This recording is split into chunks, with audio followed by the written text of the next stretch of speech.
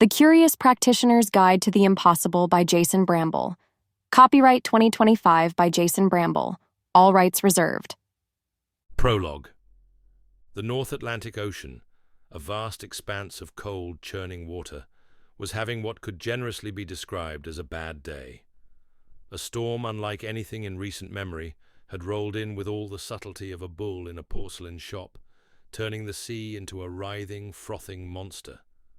Waves towered like liquid skyscrapers, cresting with malicious glee before crashing down with the weight of 1,000 unspoken grudges. The wind howled with a ferocity that suggested it had long-standing grievances against humanity, flinging rains sideways and making even the sturdiest ships feel like little more than paper boats. Somewhere in this watery chaos, the cargo ship Serenity Breeze found itself caught in a battle it had no hope of winning. The vessel, a sturdy but unspectacular workhorse of the shipping lanes, had braved many storms in its time, but this one was different. This storm felt personal.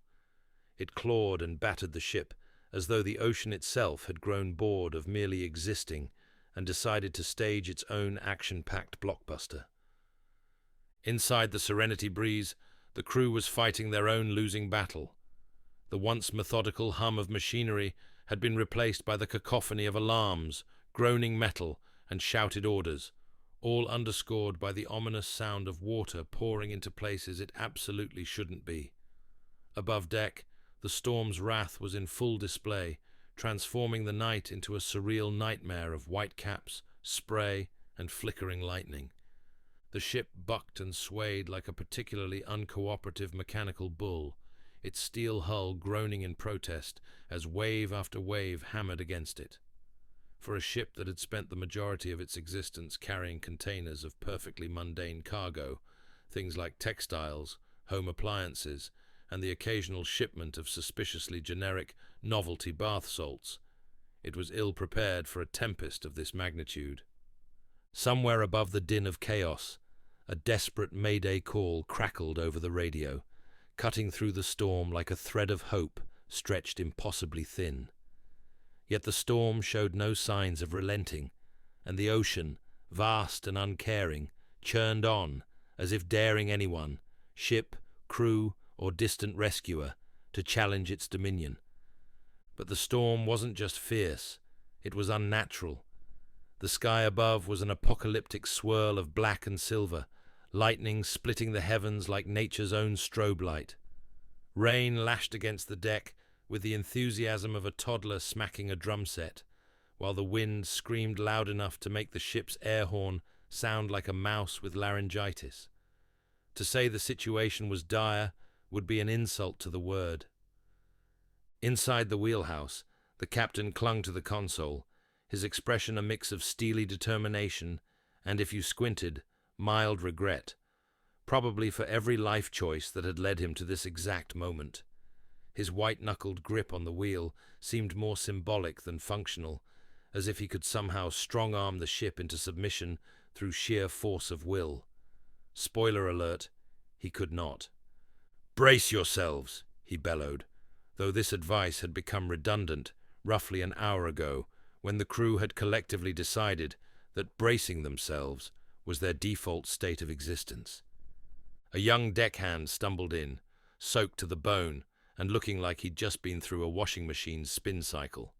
"Sir, the cargo hold," he started, but was cut off by the ship lurching violently to starboard, flinging him sideways into a wall. He picked himself up with the dignity of someone who knew this wasn't even in his top 5 worst moments of the day. "The cargo hold's flooding. We can't keep up."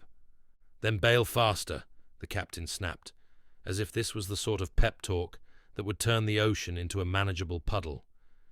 He turned to the radio, his lifeline to the outside world, though it seemed increasingly unlikely that anyone else in said world was paying attention.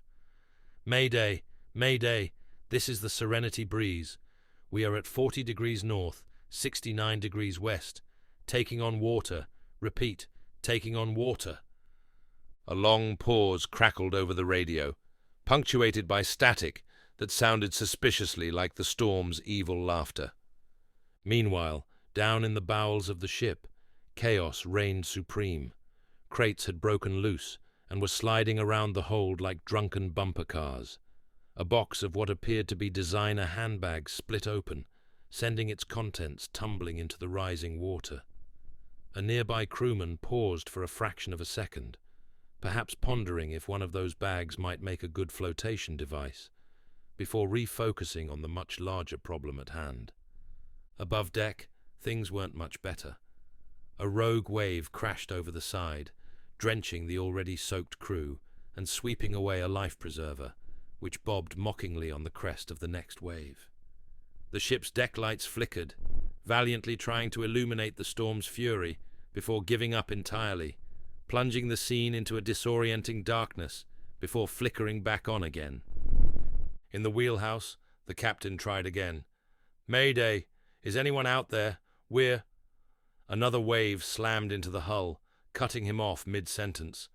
The ship groaned like a teenager being asked to clean their room, and a deep, ominous creaking sound emanated from somewhere in its depths. It was the sort of noise that suggested the Serenity breeze might be seriously reconsidering its commitment to staying afloat. Through it all, the storm raged on, indifferent to the humans scrambling aboard the doomed vessel. The Serenity breeze was fighting a losing battle, but its crew fought on anyway, because that's what people do in situations like this. Persist, even when the odds are laughably, absurdly against them. Whether it was bravery, stubbornness, or simply the lack of a better idea, they weren't giving up just yet. Below deck, the chaos had achieved an entirely new level of absurdity. If the storm raging outside was a symphony of destruction, the interior of the ship was its chaotic jazz ensemble, dissonant, unpredictable, and with a notable lack of rhythm. The cargo hold, a once orderly labyrinth of crates and boxes, had devolved into an unpredictable battlefield. Shipping containers, typically known for their stoic immobility, were suddenly imbued with a terrifying enthusiasm for movement, sliding and colliding with all the grace of tipsy elephants on ice skates. Amid the tumbling freight and rising water, a cluster of refugees and stowaways clung to whatever they could find.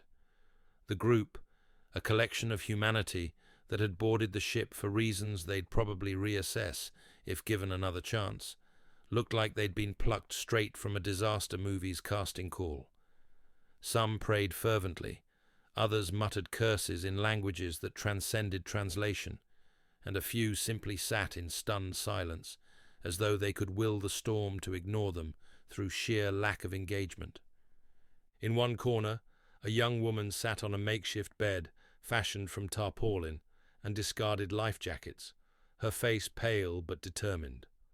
The ship lurched violently, but she remained focused, gripping the hand of her loyal handmaid, a woman who radiated an air of calm usually reserved for yoga instructors and people who don't read the news. "It's coming," the handmaid said, in a tone that suggested this was simply another Tuesday for her. "Yes, I noticed," the young woman replied through gritted teeth, her voice carrying the strained sarcasm of someone laboring in more ways than one. The storm outside provided a fittingly dramatic soundtrack to the scene, as if the universe itself was committed to making this birth as theatrical as possible.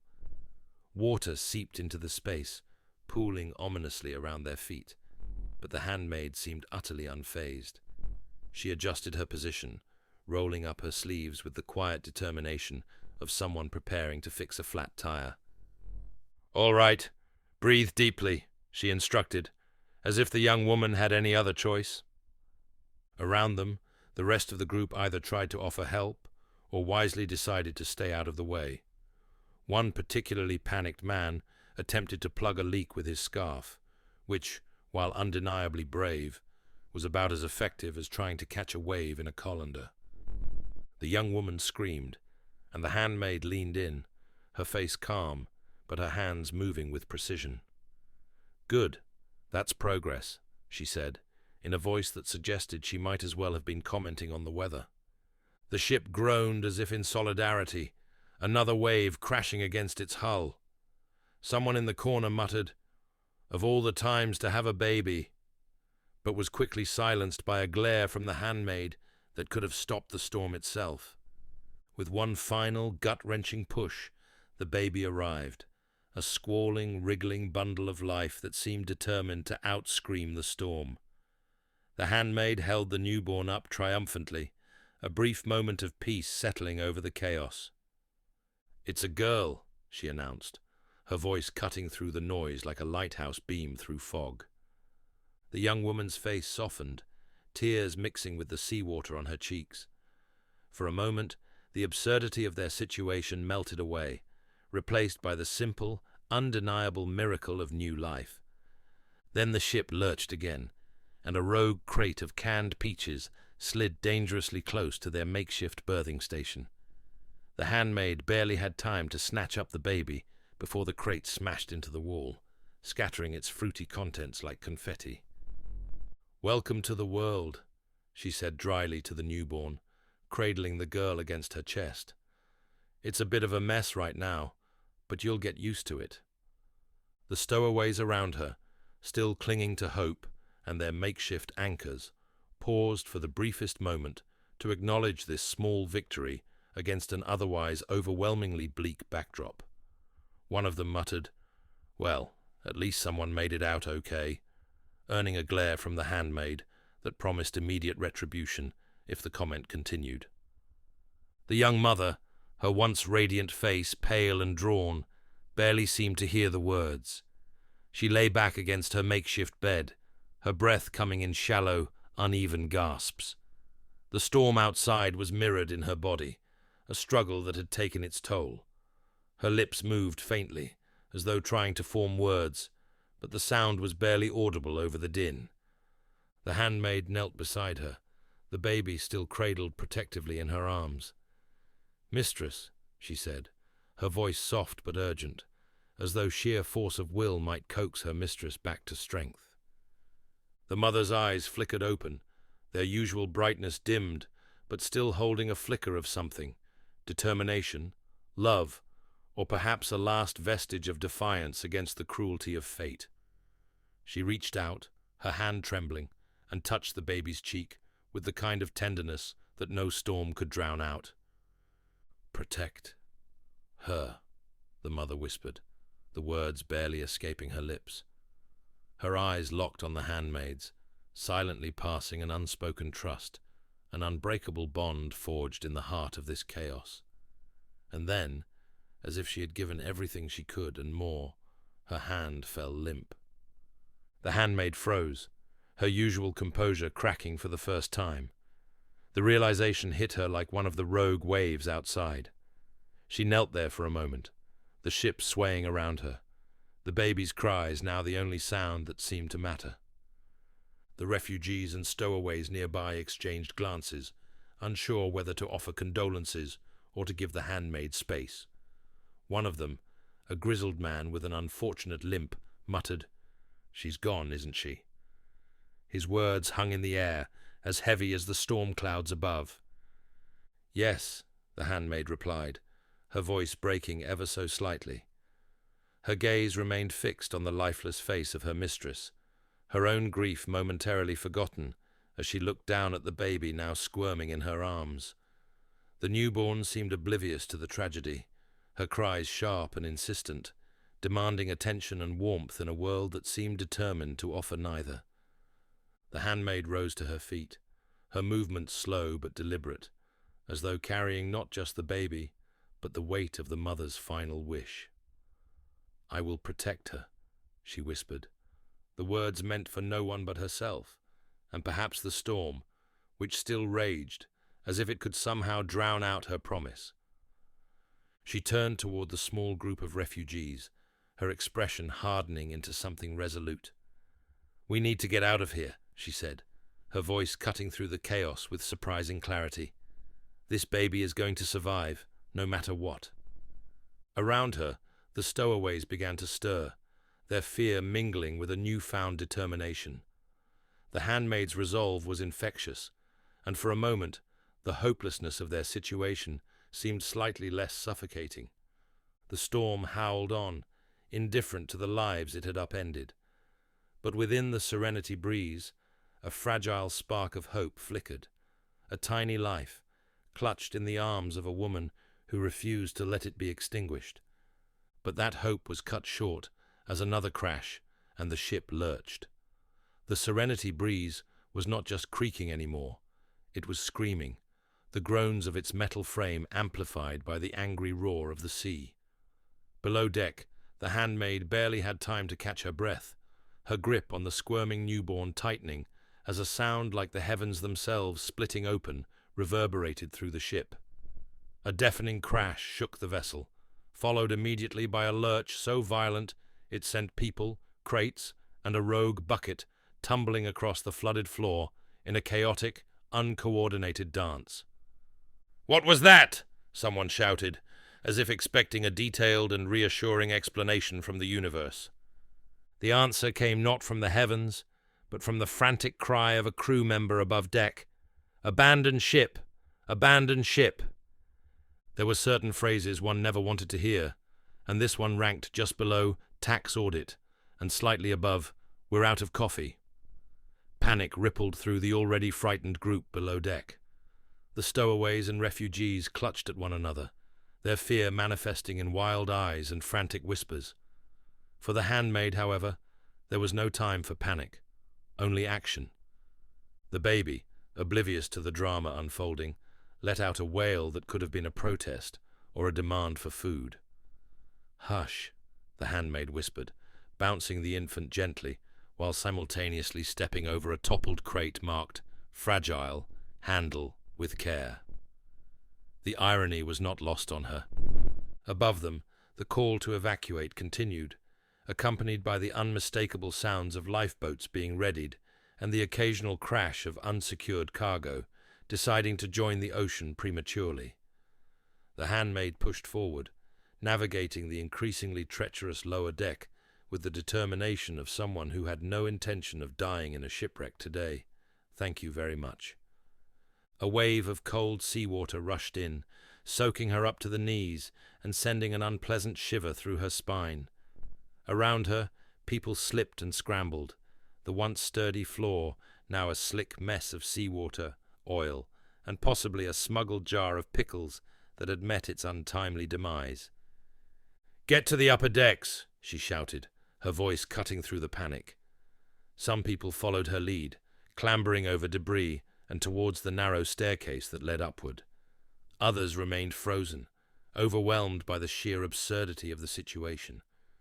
Reaching the stairs was an ordeal in itself. The ship lurched again, and the handmaid clung to a railing with one hand while cradling the baby with the other.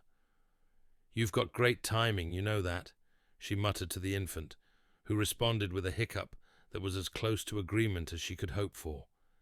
The climb to the upper decks was like ascending a funhouse staircase, if the funhouse were underwater and run by a sadistic carnival. By the time she emerged into the open air, the storm was waiting to greet her with a slap of wind so ferocious it nearly knocked her back down the stairs.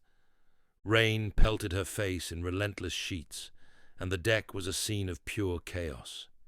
Crew members yelled incomprehensible orders, lifeboats swung wildly on their ropes, and waves crashed over the rails, drenching everything and everyone. Somewhere in the distance, lightning split the sky, briefly illuminating the surreal tableau. The handmaid pressed forward, clutching the baby so tightly that the child let out another indignant cry. "You'll thank me later," she muttered, though she suspected the baby's gratitude would be limited to not drowning tonight. The deck of the Serenity Breeze was a theater of chaos. The wind screamed like a banshee auditioning for a metal band, and the rain lashed down with the kind of vigor that suggested Mother Nature was in a particularly pissy mood. Somewhere in this aquatic disaster zone, the handmaid spotted salvation, a lifeboat with a cover, bobbing slightly as it still hung securely suspended over the churning sea. Her heart leapt, though not enough to offset the sheer exhaustion weighing her down. With the baby still clutched protectively against her chest, she pushed through the storm, every step on the slippery deck feeling like an exercise in masochistic acrobatics. She reached the lifeboat, its cover flapping wildly in the wind like a rebellious bedsheet. Carefully, she unfastened one side and peered inside. It was blissfully empty, a rare stroke of good fortune in a night otherwise dedicated to ruining her life. "All right, little one," she murmured to the baby, whose tiny cries had been temporarily replaced by a look of mild, toothless indignation. "In you go." She placed the baby inside, securing her with a rope that was probably intended for something much more nautical, but would do just fine as an improvised seatbelt. The covered lifeboat provided some protection from the storm, and for a moment, just a moment, the handmaid felt the smallest flicker of relief. That flicker was promptly extinguished by the sound of footsteps pounding against the deck behind her. She turned to see a man, disheveled and wide-eyed, approaching with all the grace of someone who had very recently lost a fight with gravity. His soaked clothes clung to him like a second skin, and his face was a mask of desperation. But what really caught her attention was the gun he was pointing in her direction. "That lifeboat's mine," he shouted, though the storm immediately stole most of his words and flung them into the abyss. "Excuse me?" she called back, incredulous. The gun, unfortunately, translated his intentions clearly enough. "I said, step back!" he bellowed, the weapon shaking slightly in his unsteady hand. The handmaid, despite being thoroughly soaked, thoroughly exhausted, and thoroughly out of patience, managed to summon an expression that could best be described as, "Are you kidding me right now? You're seriously pulling a gun? In this storm? Over a lifeboat?" she asked, incredulity cutting through the wind like a knife. The man's eyes darted to the baby, visible only as a tiny, swaddled lump beneath the lifeboat's cover. Look, I need this. There's no room for both of us." She gestured dramatically at the vast, unoccupied interior of the lifeboat. "What are you talking about? It's practically a ballroom in there." "Just step away," he barked again, his voice cracking. Reluctantly, the handmaid raised her hands and took a step back, her mind racing. This man might be desperate, but she was determined. The baby in that lifeboat represented more than survival. It was her promise, her duty, and frankly, the only good thing to come out of this nightmare of a night. "Fine," she said, her tone sharp as a dagger. "Take the boat. Save the baby." The man hesitated, his grip on the gun faltering. I can't deal with a baby," he stammered, as though the thought of sharing a lifeboat with an infant was somehow worse than everything else happening right now. Still, the desperate man's gun remained pointed at the midwife, his hands trembling from cold, fear, and perhaps now from a faint sense of shame. The midwife, still and resolute, regarded him with an expression so calm it bordered on insulting. "Take the baby out and step back," he barked again, though his voice cracked mid-command, betraying his uncertainty. She didn't flinch. Instead, she reached up and began to fumble with the chain around her neck. A small, weathered locket hung from it, gleaming faintly in the flickering light of the ship's distressed lamps. "What are you doing?" the man demanded, his eyes narrowing with suspicion. The midwife ignored him, her fingers moving quickly, as if time itself were slipping through them.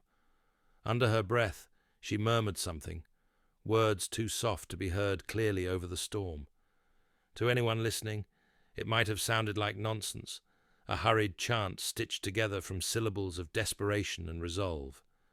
But to the midwife, it was a prayer, a promise, and perhaps even a curse all wrapped in one. Finally, she unfastened the locket and leaned over the lifeboat.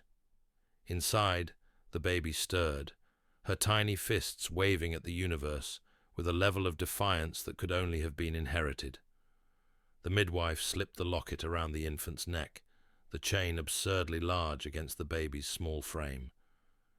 "You will now need this more than I will," she whispered to the child. The man took a step forward, his frustration boiling over. "I told you, step back. This isn't—" The midwife straightened and turned to him, her expression now sharper than the cold wind cutting through the deck.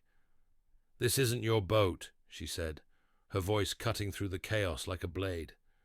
"And it sure as hell isn't being taken from the baby." Before he could react, she reached for the lever beside the lifeboat. With a swift, deliberate motion, she yanked it down. The lifeboat lurched, its ropes groaning as they began to lower it toward the frothing sea below. The man's eyes widened, and for a moment he seemed to forget the gun entirely. "No! Stop!" he shouted, his voice tinged with panic. He raised the weapon, his desperation now aimed squarely at the midwife. She met his gaze, unflinching, her posture straight and unyielding, as if daring him to pull the trigger. And he did. The sound of the gunshot was swallowed almost instantly by the storm, as if even the elements refused to acknowledge the violence.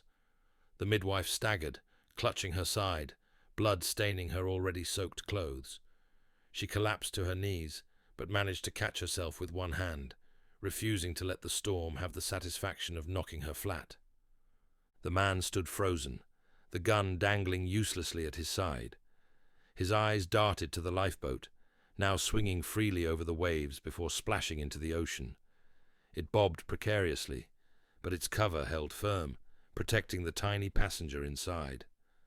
"No, no, no," he muttered, his voice cracking as the lifeboat began to drift away, carried by the relentless pull of the current.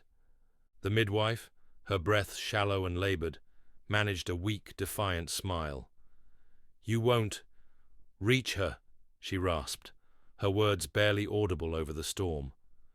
The man fell to his knees, watching helplessly as the lifeboat floated farther and farther from the ship. His sobs mingled with the storm, raw and desperate, as the tiny vessel was swallowed by the darkness. The midwife slumped forward, her strength finally giving out. The locket glinted faintly in the dim light, a promise now entrusted to the waves. The lifeboat carried the baby onward, the storm raging, but unable to claim her. As the lifeboat drifted out of sight, the Serenity breeze groaned loudly one last time, a deep, mournful sound that resonated through the storm as if the ship were lamenting its fate. It had endured more than its fair share of punishment, waves that could have swallowed buildings, wind that could peel paint off steel, and the unmistakable chaos of human folly aboard its decks. But now, its battle with the ocean was coming to an end. A monstrous wave, taller than anything the night had thrown at it before, surged forward with the finality of an executioner. It loomed over the ship, a dark wall of water shimmering with eerie flashes of lightning, as if the storm itself were pausing to admire its handiwork before delivering the final blow. On the deck, the remaining crew and passengers clung desperately to whatever they could find: rails, ropes, each other. Their screams were lost to the cacophony, swallowed whole by the wind and water. The ship tilted sharply to one side, its fate sealed, as the wave crashed down with a force that felt less like nature and more like the ocean's personal vendetta. The Serenity breeze didn't stand a chance. It was swallowed whole, the massive wave rolling over it like a tidal curtain, bringing an end to a grim performance. The lights flickered one last time before vanishing into the abyss, leaving only darkness where the ship had been moments before. And then, as if satisfied with its own destruction, the storm began to suddenly ease. The wind, which had howled with unrelenting fury, grew quieter, its screams tapering to whispers, and then silence, as though it had taken a bow and exited the stage. The rain, once a torrential onslaught, slowed to a misty drizzle before vanishing altogether, its work done. Even the waves, which had towered and crashed with manic energy, seemed to sigh in relief, flattening out like an exhausted performer after an encore. The clouds, dark and ominous, parted reluctantly, peeling back to reveal a patch of starry sky that shimmered with an almost smug tranquility. Moonlight spilled across the water, illuminating the now calm ocean with an unsettling clarity. The entire scene felt deliberate, as if the storm itself had decided it had accomplished its goal, tidied up, and left without a second thought. The sea, which had moments ago been a roiling, frothing beast, grew eerily still. Waves that had towered stories high now lapped gently at the surface, the storm's fury replaced with an unnatural calm. The ocean stretched out in every direction, vast and indifferent, as though it had decided to erase not just the serenity breeze, but its own tantrum as well. Of the ship there was no sign, no floating debris, no lingering smoke, not even a single buoy to suggest it had ever existed. The ocean had consumed it entirely, wiping the slate clean with an efficiency that bordered on sinister. But not everything was gone. A lone lifeboat bobbed on the newly serene waves, its small frame dwarfed by the endless expanse of water. Inside, the baby lay swaddled and secure, the locket around her neck glinting faintly in the moonlight. She now slept soundly, blissfully unaware of the chaos that had surrounded her just moments ago. The lifeboat drifted aimlessly, carried by currents that seemed as indifferent as the storm's departure had been abrupt. It was the only evidence left of the serenity breeze, a solitary vessel cradling its tiny, miraculous cargo. The storm had come, conquered, and left, satisfied with its work. But the lifeboat, and the life it carried, floated on, a quiet defiance against the vast and indifferent sea. Hours had passed since the storm unleashed its fury and vanished. What had once been the chaotic scene of a ship caught in the storm's eye was now eerily still, reduced to a mere memory of itself. Gentle waves lapped at the hull of a newly arrived U.S. Coast Guard cutter. Above, the stars, once hidden by the storm's wrath, now sparkled with a smug clarity, as if the earlier chaos had been nothing more than a fleeting inconvenience to the cosmos. "Still nothing," grumbled a crewman, lowering his binoculars after what felt like the 1,000th fruitless sweep of the horizon. His voice carried the weariness of someone who had spent too many hours peering into an empty void. Not a splinter, not a crate, not even a soggy life jacket. The cutter drifted slowly over the calm sea, its searchlights methodically scanning the surface. The earlier urgency of the search had faded, giving way to a heavy silence that weighed on the crew. The serenity breeze, the ship whose mayday they had answered, had vanished without a trace. And yet, this was where she should be. With each passing hour, the chances of finding survivors, or even debris, grew slimmer. The captain stood at the helm, his hands clasped tightly behind his back as he stared into the inky expanse. His posture was resolute, but his face betrayed the toll of the endless search. "Keep looking," he said, his voice cutting through the quiet. "Something's out here. There's always something." As if in response to his words, the searchlight caught it. "Starboard side!" a voice rang out, breaking the monotony of the night. "There's something in the water." All eyes turned to the faint shape bobbing on the waves, illuminated in the sweep of the searchlight. The crew scrambled to action, the cutter adjusting its course with a hum of engines that sounded almost hopeful. As they drew closer, the shape resolved into a lifeboat, weathered but intact, its cover flapping faintly in the gentle breeze. "Get the hook!" barked the captain, stepping forward. His tone carried an urgency that made the crew snap to attention. The grappling hook was thrown, catching the edge of the lifeboat with a satisfying clunk. Slowly, the crew began to haul it aboard, their movements careful but efficient. The lifeboat settled on the deck with a dull thud, water dripping from its sides and pooling beneath it. The crew gathered around, their faces a mixture of relief and apprehension. The captain stepped closer, his boots clanging against the deck as he approached the mysterious vessel. "Open it!" he ordered, his voice quieter now, almost reverent. A crewman hesitated, then reached out to unfasten the cover. The canvas peeled back, revealing the lifeboat's sole passenger. Inside, swaddled in damp but remarkably clean blankets, lay a baby. The crew froze, their usual composure shattered by the sight of the tiny child. She was asleep, her face peaceful, her chest rising and falling with soft, steady breaths. Around her neck hung a small locket, its surface gleaming faintly in the floodlights. "Well, I'll be," muttered one of the crewmen, breaking the silence. "A baby? Out here?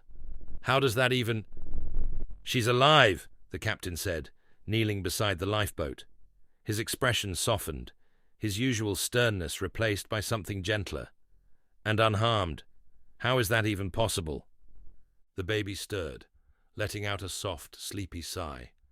It was such a profoundly ordinary sound, in such an extraordinary situation, that it left the crew momentarily speechless. "Miracle," someone finally murmured, the word hanging in the air like an unspoken truth. The captain stood and barked orders to take the child inside, his voice firm but tinged with something approaching awe. The crew moved quickly, carefully lifting the lifeboat's precious cargo and carrying her below deck. As the cutter resumed its search, the baby's cries echoed softly through the corridors, a small but persistent reminder of the life that had survived against all odds.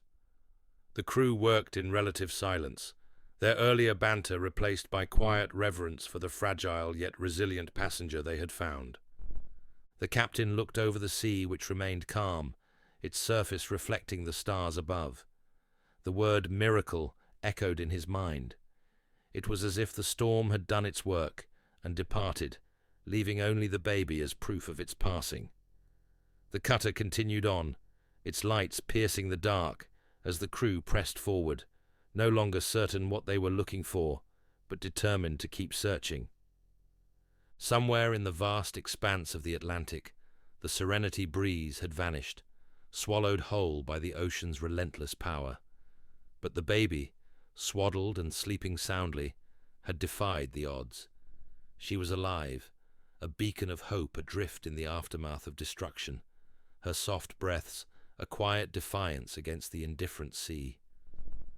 The captain entered back inside and sat in the cutter's small infirmary, a space usually reserved for seasick sailors and the occasional minor injury. Tonight, it cradled something far more extraordinary. The infant plucked from the lifeboat, miraculously alive and untouched by the wrath of the storm. She lay swaddled in blankets that were still slightly damp but warm now, her tiny chest rising and falling in perfect rhythm. The captain had seen a lot in his years at sea, storms, rescues, tragedies, but this was different. He held the baby in his arms with the cautious reverence of someone handling an ancient artifact. She yawned, her miniature features scrunching up before relaxing into a serene expression. It was almost laughable how calm she looked, considering the circumstances that had brought her here. Outside the infirmary door, the crew lingered in respectful silence.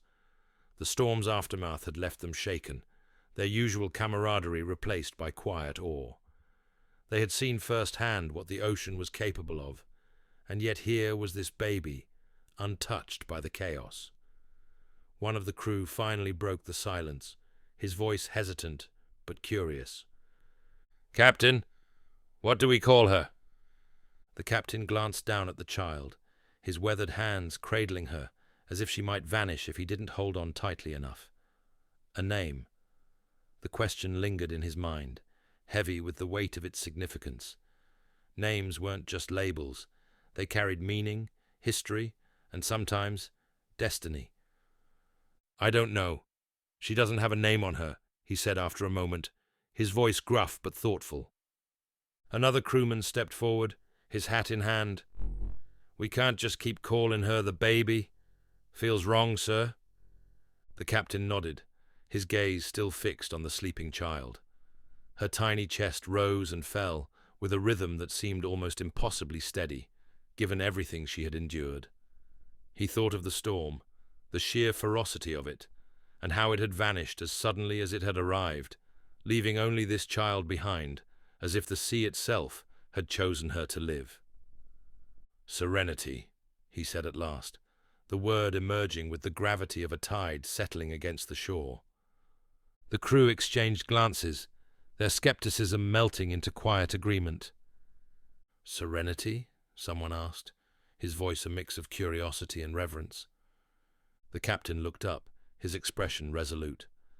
"She's all that's left of the Serenity breeze. She's all that is left of anyone aboard. That ship is gone, but she's here. She's alive." The room fell silent again, the name hanging in the air like the calm after a storm. It felt right.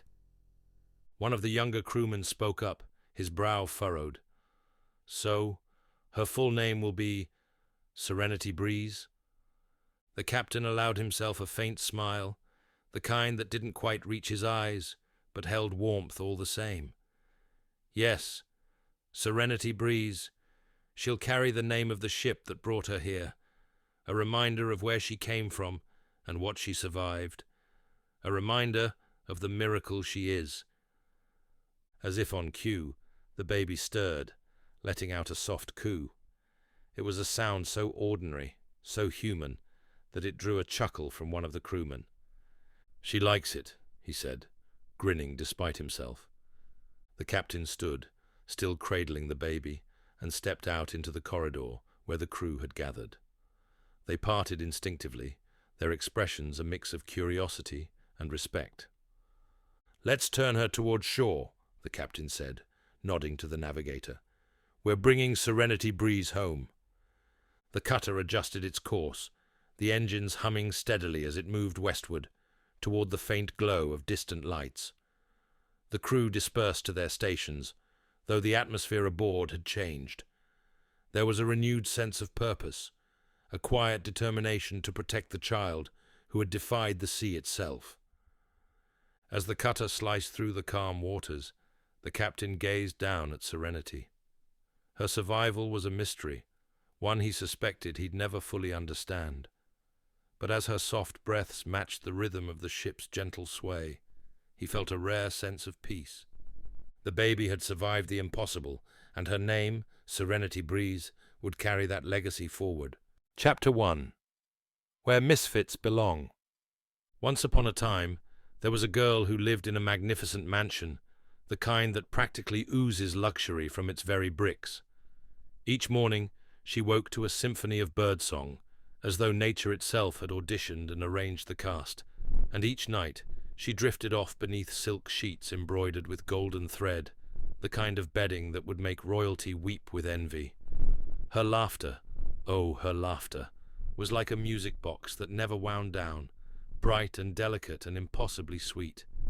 She had parents who adored her so thoroughly that every sentence they spoke ended with "sweetheart," and a future so radiant it could probably blind you if you stared too long. Why, even the walls of her grand estate seemed to hum with possibility, as if they had absorbed the echo of happiness she carried like a beloved charm. But, hold on. Wait just a minute. What's this shadow creeping in from the edges? This can't be right. There's a nagging sense of doom, like finding a fly in your champagne, or realizing the credits are rolling on the wrong movie. The more I flip through these pages, the more it seems this gilded opening is a catastrophic misprint, an error in the cosmic filing system, a cruel prank played by the universe. Because, let's be honest, this girl doesn't have adoring parents, or a sun-dappled mansion, or a life straight out of a storybook. No, that rosy dream dissolves the moment you blink and catch sight of the real setting. A bleak orphanage squatting in the back corner of upstate New York, a building so tired and dingy that it looks like it actively repels sunlight. The walls, which might once have been white, are now the dismal color of cigarette ashes steeped in disappointment. Inside, the air hangs heavy with anxiety, and the caretaker, if one is generous enough to call her that, could make a raven look like the patron saint of warmth and hospitality. This girl's day doesn't begin with cheerful birdsong. It starts with the caretaker's shrill, nails-on-a-chalkboard reprimands about the cost of electricity. And when she drifts off to sleep, if she's lucky, it's beneath a threadbare blanket, while her stomach growls so ferociously it could frighten the mice in the walls. Depressing? Oh, absolutely. Yet somehow there's something in this girl's eyes that refuses to be extinguished. A spark, a flicker, a stubborn ember that the world can't quite snuff out. Maybe it's defiance, maybe it's desperation, or maybe, just maybe, it's the faint residue of a miracle everyone else is too jaded to remember. So forget the sprawling gardens, the adoring family, the charmed life of silk and sunshine. That's not the story we're telling. No, this story begins in the dim, soul-sucking common room of a dreary little place called the Elmwood Home for Foundlings, where the walls lean more toward mildew than majesty. And it just so happens that this girl, this resilient, spark-eyed girl, is days away from her 18th birthday. And that, my friend, is where the real tale begins. The old television in the corner flickered like it might give up and self-destruct at any moment. Its picture, a perpetual kaleidoscope of static and doom, was currently locked onto some senator's morning broadcast. A man with a booming voice and a face that looked like it had never met a smile it couldn't fire on sight. His tirade against the occult rattled out of the tinny speakers like the world's most aggressive sermon. "Witchcraft," he thundered, leaning closer to the camera like he wanted to personally arrest the viewer, "is nothing less than organized terrorism. These so-called religious leaders think they can defy this government, hiding their deviance behind robes and rituals. Let me tell you this. The RICO Act applies to all criminals, including these wolves in holy clothing. We will dismantle their networks, strip their power, and show them the justice they've long avoided." He pounded the podium with a fist, the boom shaking the camera so hard it seemed the senator might topple through the screen and land directly in the miserable living room of the Elmwood Home for Foundlings. "There is no place for their lies in our nation," he bellowed. "No place for their dark arts. No place for rebellion disguised as righteousness. We will root them out, every last one of them." The television crackled as static briefly engulfed the senator's face, though his voice powered on like a runaway freight train. The words terrorists, abominations, and threat to national security ricocheted through the room, bouncing around the cramped space as though searching for a place to embed themselves in the walls. Not that the peeling wallpaper needed any more help looking miserable. Elmwood Home for Foundlings had perfected the art of dreary long ago, right down to the flickering overhead light that cast jittery shadows on every sullen face. If the building was meant to be a sanctuary for lost children, it had clearly lost the memo a few decades back. A single wheezing radiator at the far end of the room coughed out tepid heat like it was practicing for a retirement it didn't want. And presiding over this grand stage of gloom was Mrs. Crowley herself, stern, wiry, and about as warm as a broken freezer on a January night. She paced in front of the TV, arms folded across her austere, outdated dress, her sharp features and perpetual frown broadcasting their own wave of disapproval. If the senator on screen was an expert at demonizing the occult, Mrs. Crowley was his #1 disciple, taking notes with an intensity that suggested there'd be a quiz later. Around her, a ragtag cluster of children huddled for warmth, each perched on tattered chairs that threatened to collapse if one so much as sneezed. Among them sat Serenity Wren Breeze, shoulders drawn in as if trying to make herself smaller, though in a room overseen by Mrs. Crowley, you could never be small enough. Wren kept her gaze lowered, auburn hair falling over her green eyes. She had long since mastered the art of fading into the background when the old crow was on a rampage. "Do you see that?" Mrs. Crowley snapped, jabbing a bony finger at the senator's outraged face, currently frozen mid-sentence by a fresh bout of TV static. "That man is talking about the devil's handiwork, and he's right. Do you hear me? Right." No one dared respond. The last time a child offered an opinion, they'd been rewarded with double chores and a lecture so long it probably qualified as a dissertation. Instead, they all sat there, letting her words hammer them like hailstones on a tin roof. After a beat of silence so thick It could have been sliced with a butter knife. The senator's voice crackled back to life. We will not tolerate any form of esoteric terrorism in this country. The arrests made under the RICO Act prove these people are dangerous. Dangerous to our safety, to our children, and to our way of life. Mrs. Crowley smiled at the TV, as though personally approving of each venomous syllable. It was the kind of smile that made the children collectively wonder if they'd accidentally boarded a time machine back to the Salem witch trials. Well, there you have it, she announced, turning her glare upon her small, shivering audience. Didn't I tell you? Didn't I say that magic is just a fancy word for evil? You children might not believe me yet, but the facts are out there. On the floor, little Susie coughed, possibly from the dust, or possibly because the radiator was actively trying to poison them. Mrs. Crowley's gaze snapped toward the girl. "Quiet!" she barked, as though a cough might somehow conjure a demon. "This is important. You, all of you, must learn that mysticism is a plague on this world. If any of you get ideas, if any of you dare to dabble in such nonsense, you will face the consequences. Mark my words." In a corner sat Mrs. Crowley's 14-year-old son, little Matthew Crowley, who had apparently decided that tormenting his fellow foundlings was his birthright. He gave an obnoxious snort. Pfft, like any of them would have the brains to do real magic. They're pathetic. Wren tensed, but kept her eyes down, her cheeks burning at the casual insult. She'd long since stopped being surprised by Matthew's jabs. He had a gift for kicking people right in their insecurities. He seemed to thrive on it, as though he'd never eaten a vegetable in his life, but gorged himself daily on other kids' misery. "Matthew!" Mrs. Crowley snapped, but it wasn't in reprimand of his cruelty, more an automatic reaction, as though she couldn't stand any voice competing with her own. These children need to learn respect. "Yeah, respect for me," Matthew mumbled, crossing his arms in a petulant pout. "I deserve more of it." No one bothered to correct him. At the far end of the room, near the door that led to a drafty hallway, Mr. Crowley loomed, an overweight, perpetually unhappy man who looked as though forced interaction with the orphans drained him of willpower. He mumbled something that could have been agreement with his wife, but it was swallowed by another wave of static from the TV.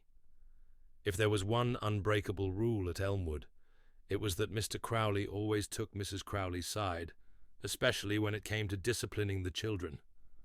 Now the senator on screen began listing off examples of esoteric terrorism, the broadcast cutting to grim footage of a raid in progress. Black-clad government agents swarmed a modest church, their boots pounding against the stone floor in ruthless unison. Rows of flickering candles and sacred relics were knocked aside, clattering to the ground as congregants were forced to their knees, hands clasped behind their heads in submission. A grainy, haunting shot lingered on the priest in crimson robes, his trembling hands clutching a battered hymnal and a tarnished cross as he was dragged toward an unmarked van. His voice, hoarse but defiant, rose in fragments of scripture, a final act of rebellion, before a sharp blow to the stomach silenced him. Outside, the mournful toll of a bell was cut short as agents shattered its frame. Above the chaos, the words, "All forms of arcane ritual is sedition," scrolled across the screen in bold red letters, punctuated by the distant sound of breaking stained glass. Mrs. Crowley paused the broadcast, letting the final image linger in ghostly grayscale. She turned back to her silent audience, arms rigid at her sides. "You see? Proof. Proof that we, the righteous, are under siege by these spell-slinging, brainwashing monsters." She spat the words out like they left a bitter taste. The tension in the room was suffocating, pressing down like an invisible weight, determined to crush the air from their lungs. The battered old clock on the wall ticked with a slow, menacing rhythm, each second dragging the room closer to some inevitable reckoning. Wren drew in a measured breath, her fists clenching at her sides as a flicker of anger ignited deep in her chest. She didn't fully understand why mysticism was so reviled. She'd never seen anything so unnatural herself, but something instinctual, something primal, twisted inside her every time Mrs. Crowley spat the word monster. "Don't you dare feel sorry for those criminals," Mrs. Crowley snapped, her voice sharp enough to slice through steel. She stalked back and forth across the creaking floorboards with a relentless, angry rhythm, her heels striking the wood like hammer blows. "They've brought this on themselves. They know the rules. If they weren't so busy spewing their vile incantations and corrupting good, honest people, they wouldn't be in this mess. They deserve what they get." At that, little Matthew decided to chime in again, his voice dripping with faux sympathy. "Yeah, you hear that, losers? Don't go chanting spells, or you'll end up even worse off than you already are." He shot a nasty grin at Wren, who ignored him and fixed her gaze on the floorboards. The last thing she needed was a confrontation with the caretaker's devil spawn. Mrs. Crowley, evidently satisfied by the last few minutes of fear-mongering, marched over to the TV and snapped it off with the finality of a guillotine blade. The screen went dark, reflecting the scattered silhouettes in warped, colourless shapes. But the tension in the common room still stretched tighter than an over-tuned violin string, ready to snap at the slightest discord. No one dared to move until Mrs. Crowley broke the silence. Her gaze swept over the assembled orphans like a hawk deciding which field mouse to snatch first.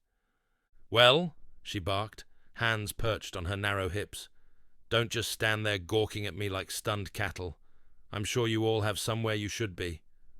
She flicked one hand toward the door with regal dismissal. "Out with you." If the children scrambled any faster, they'd have left cartoon-style silhouettes in the walls. They scurried past, trying not to trip over each other.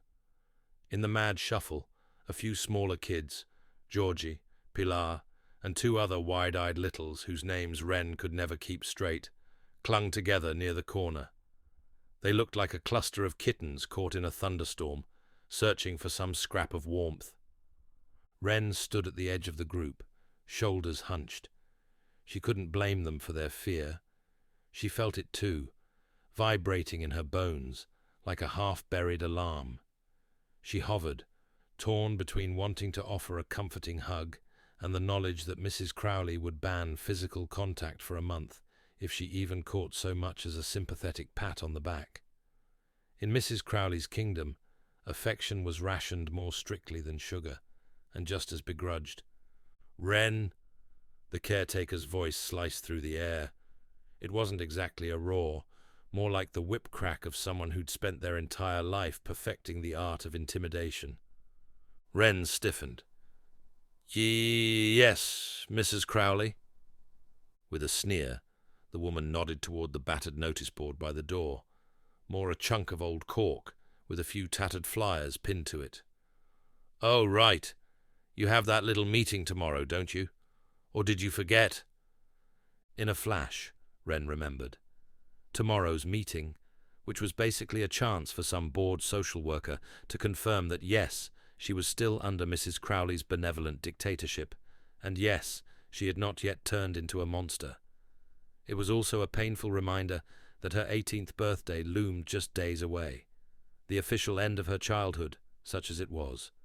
The end of the checks, too. Mrs. Crowley leaned in closer, her thin lips curling in a satisfied grin. "Once you're grown," she hissed, "the checks stop coming, Serenity. Don't think you can freeload here forever." Wren froze, that old hatred of her own name clawing its way up her throat. Serenity Breeze, a moniker she'd had to defend for as long as she could remember. Serenity, like some cruel joke in a house filled with misery.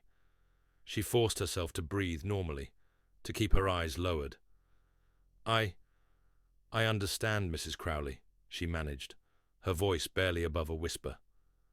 The caretaker allowed herself a triumphant little sniff. "Good.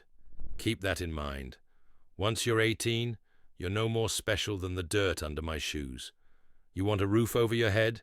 You'd better find a way to earn it."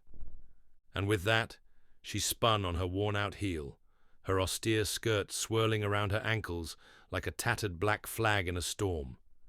She marched off, presumably to torment some unfortunate soul who'd neglected to wipe their shoes or blinked too loudly. As the immediate tension ebbed, the younger kids, Georgie, Pilar, and the rest, relaxed their death grips on each other's sleeves. Pilar, the bravest of the bunch, peered up at Wren with huge, watery eyes. "Wren, are you leaving? Mrs. Crowley says you're not going to stay." Wren felt her heart twist. She remembered the day Georgie first arrived, trembling and silent as a ghost, and how Pilar had come in a year later, shy but determined not to cry. These kids had latched onto her. Hardly a day passed when one of them wasn't tagging along behind her in the yard or asking for help with homework that Mrs. Crowley inevitably forgot to assign but demanded completed anyway. She forced a small, reassuring smile. Thin, yes, but it was all she could manage. "I'm not going anywhere just yet. Don't worry," she said, her tone gentle as she looked over their anxious faces. "I'll figure things out." And that was the problem. What exactly was she going to figure out? She'd been at Elmwood since forever. An infant found after a shipwreck, they said. Nobody had wanted her, or maybe they'd just been scared off by rumors of how she'd arrived. Wren never got the full story, only the vague hush-hush hints from staff who left, from kids who talked about her like she had a curse etched in her DNA.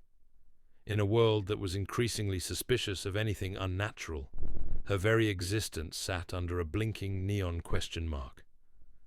"You should hurry," piped up a tiny boy, Georgie, clinging to Pilar's arm. "Mrs. Crowley's watching." His voice wobbled, as though the caretaker might lunge from the shadows at the sound of her name. Sure enough, if Wren so much as reached out to brush Pilar's hair from her eyes, Mrs. Crowley would materialize like a vulture, screeching about no coddling under her roof. But still, the kids huddled closer, searching Wren's face for any sign that they'd be okay. Her throat felt tight. More than anything, she wanted to gather them into a hug, to promise them that life outside these walls didn't have to be so bleak. But she could practically sense the caretaker's eyes burning holes in her back. So, she settled for that faint smile, letting it rest on her lips for half a heartbeat longer than usual.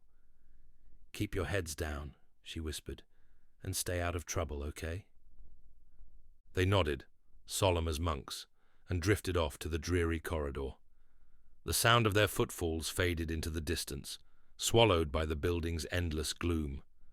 Wren inhaled, counted to 3, and exhaled slowly. She smoothed down her threadbare sweater, glancing at the chipped paint on the walls, like the whole place was flaking away in sympathy with her life. If she squinted, she could see the dim overhead light flicker, threatening to plunge her into near darkness. Fitting, she thought, since that's basically my future right about now. Days away from turning 18, Wren had no plans, no safety net, and no delusions about how the world treated so-called unnatural anomalies, or, to put it plainly, orphans with murky pasts. Everywhere she looked, the news blared the same relentless message. Practitioners of magic were dangerous. They belonged in chains, or worse. And here she was, the lone survivor of a mysterious shipwreck with a past full of question marks. Sometimes she wondered if the weight of her secrets was enough to secure her a front-row seat to the next level of trouble. She stared down the empty hallway, fighting the urge to run and hide. She couldn't run, though. Where would she go? If she didn't make it to that meeting tomorrow, the caretaker would have her scrubbing toilets with a toothbrush till doomsday. Or worse, toss her out into the cold early, no questions asked. A sharp tap against the wall made her jump. She whirled around to see Mr. Crowley, standing there with his usual expression of forced tolerance. The caretaker's husband, a barrel of a man who always looked like he'd rather be anywhere else. He grunted, then jerked his head toward the hallway that led to the dining area. "Aren't you supposed to be helping set up for breakfast?" he asked dully. "Mrs. Crowley'll have your hide if you're late." Wren bit back a sarcastic retort. If there was one rule she'd mastered, It was to keep her mouth shut around the Crowleys, especially after a scolding.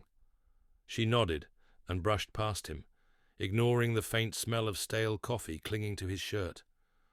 As she walked, each step echoed the decision she had to make. Stay docile, pretend she was just another near adult with no future, or something else. The caretaker's words rattled in her brain.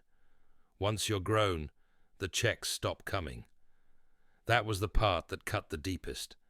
This sense that her entire worth here was measured in the monthly stipend from the state. Freeloader. The word hit like a slap to the face, leaving an ache that lingered. Fine. Maybe I'll just leave, she thought bitterly, though the idea twisted her stomach into knots. She had no money, no family, and nowhere to go. The outside world wasn't exactly rolling out the welcome mat for anyone even vaguely abnormal. One crack in her fragile, half-drowned backstory, and she'd be branded, tagged, or tossed into some overfunded government cage. She found herself standing at the entrance to the so-called dining hall, a cramped, mold-speckled room that reeked faintly of damp wood and despair. The younger ones were already seated, the watery oatmeal in front of them a leftover from the morning's meager offering. A few older teens filed through too, either ignoring Wren or casting her pitying glances. They knew her 18th birthday was coming. They'd seen what happened to orphans who hit that milestone. Nothing pleasant. At the far side, little Matthew Crowley lounged on a rickety chair, picking grime from under his fingernails like a king on his throne. He spotted Wren and smirked, his pudgy fingers pausing mid-scratch. "You still here?" he asked with feigned surprise. "I thought my mom was going to ship you off to the curb already." Wren said nothing, moving to the makeshift serving station to appear busy with food prep, though her efforts were as half-hearted as the meal itself. By the time she was done, there wasn't much left, so she grabbed a piece of stale bread and nibbled on it quietly. She kept her focus on the table, doing her best to ignore the prickling sensation of Matthew's stare drilling into her back. Her gaze flickered to Georgie and Pilar, huddled at a table near the corner. Despite the gloom, the pair tried to comfort each other, whispering about something or other. She longed to stride over, tousle their hair, promise them the future wasn't all nightmares. But again, Mrs. Crowley's presence haunted these halls like a curse. Any sign of tenderness, any gesture of solidarity would be squashed with extreme prejudice. At the head of the hall, Mrs. Crowley reappeared, glancing at the bowls as if suspecting them of conspiring against her. She didn't say a word to Wren, just stomped over to Matthew and muttered something that made him snicker, probably a fresh insult about the orphans. Wren's stomach twisted. She knew the caretaker was capable of turning each day into a private hell if she didn't play by the rules. But there was only so much playing nice she had left in her. In a matter of days, she'd be grown, or at least legally adult enough for Mrs. Crowley to wash her hands of her. And that thought, ironically, brought with it a flicker of relief. Maybe this was the nudge she needed to find answers about her past. "Wren!" Mrs. Crowley's voice again. She jerked her chin toward a stack of dusty dishes by the sink. "Clean those up, and don't take all day. Some of us value our time." Biting back a retort. Who are these imaginary people who value their time? Wren shuffled off to the sink and turned on the tap, forcing her gaze to stay fixed on the greyish water that sputtered out. Beneath the roar of the faucet, she caught snippets of the caretaker's voice as Mrs. Crowley lectured an unlucky boy about posture. An uneasy hush blanketed the rest of the children. The same hush enveloped Wren too, but behind her quiet facade, something crackled, a latent spark of defiance. She was almost 18. She wasn't sure where she'd sleep once that door slammed shut behind her, or if she'd managed to dodge the swirling cloud of paranoia that always seemed to trail her. But the future, for all its fears, held a faint promise of freedom. Freedom, and maybe, just maybe, answers to questions that had haunted her all her life. and so she let the hush settle over her like a shield, washing dish after dish until her hands were as cold and wrinkled as an old sponge. Little Matthew eventually slunk away, bored of not getting a rise out of her. Mrs. Crowley wandered off too, leaving her usual trail of tension in the air. Even the kids eventually scattered, heading to whatever chores or corners of gloom awaited them. At last, Wren was alone, water dripping down her wrists. She stared at her faint reflection in the window above the sink, a reflection ghosted by peeling paint, cracked glass, and the ceaseless question in her eyes. What happens next? She didn't have a clue, but as she dried her trembling hands, she swore that soon she would.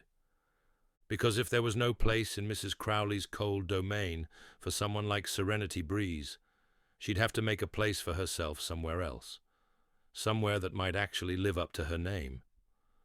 Little Matthew Crowley, of course, had a different morning routine entirely.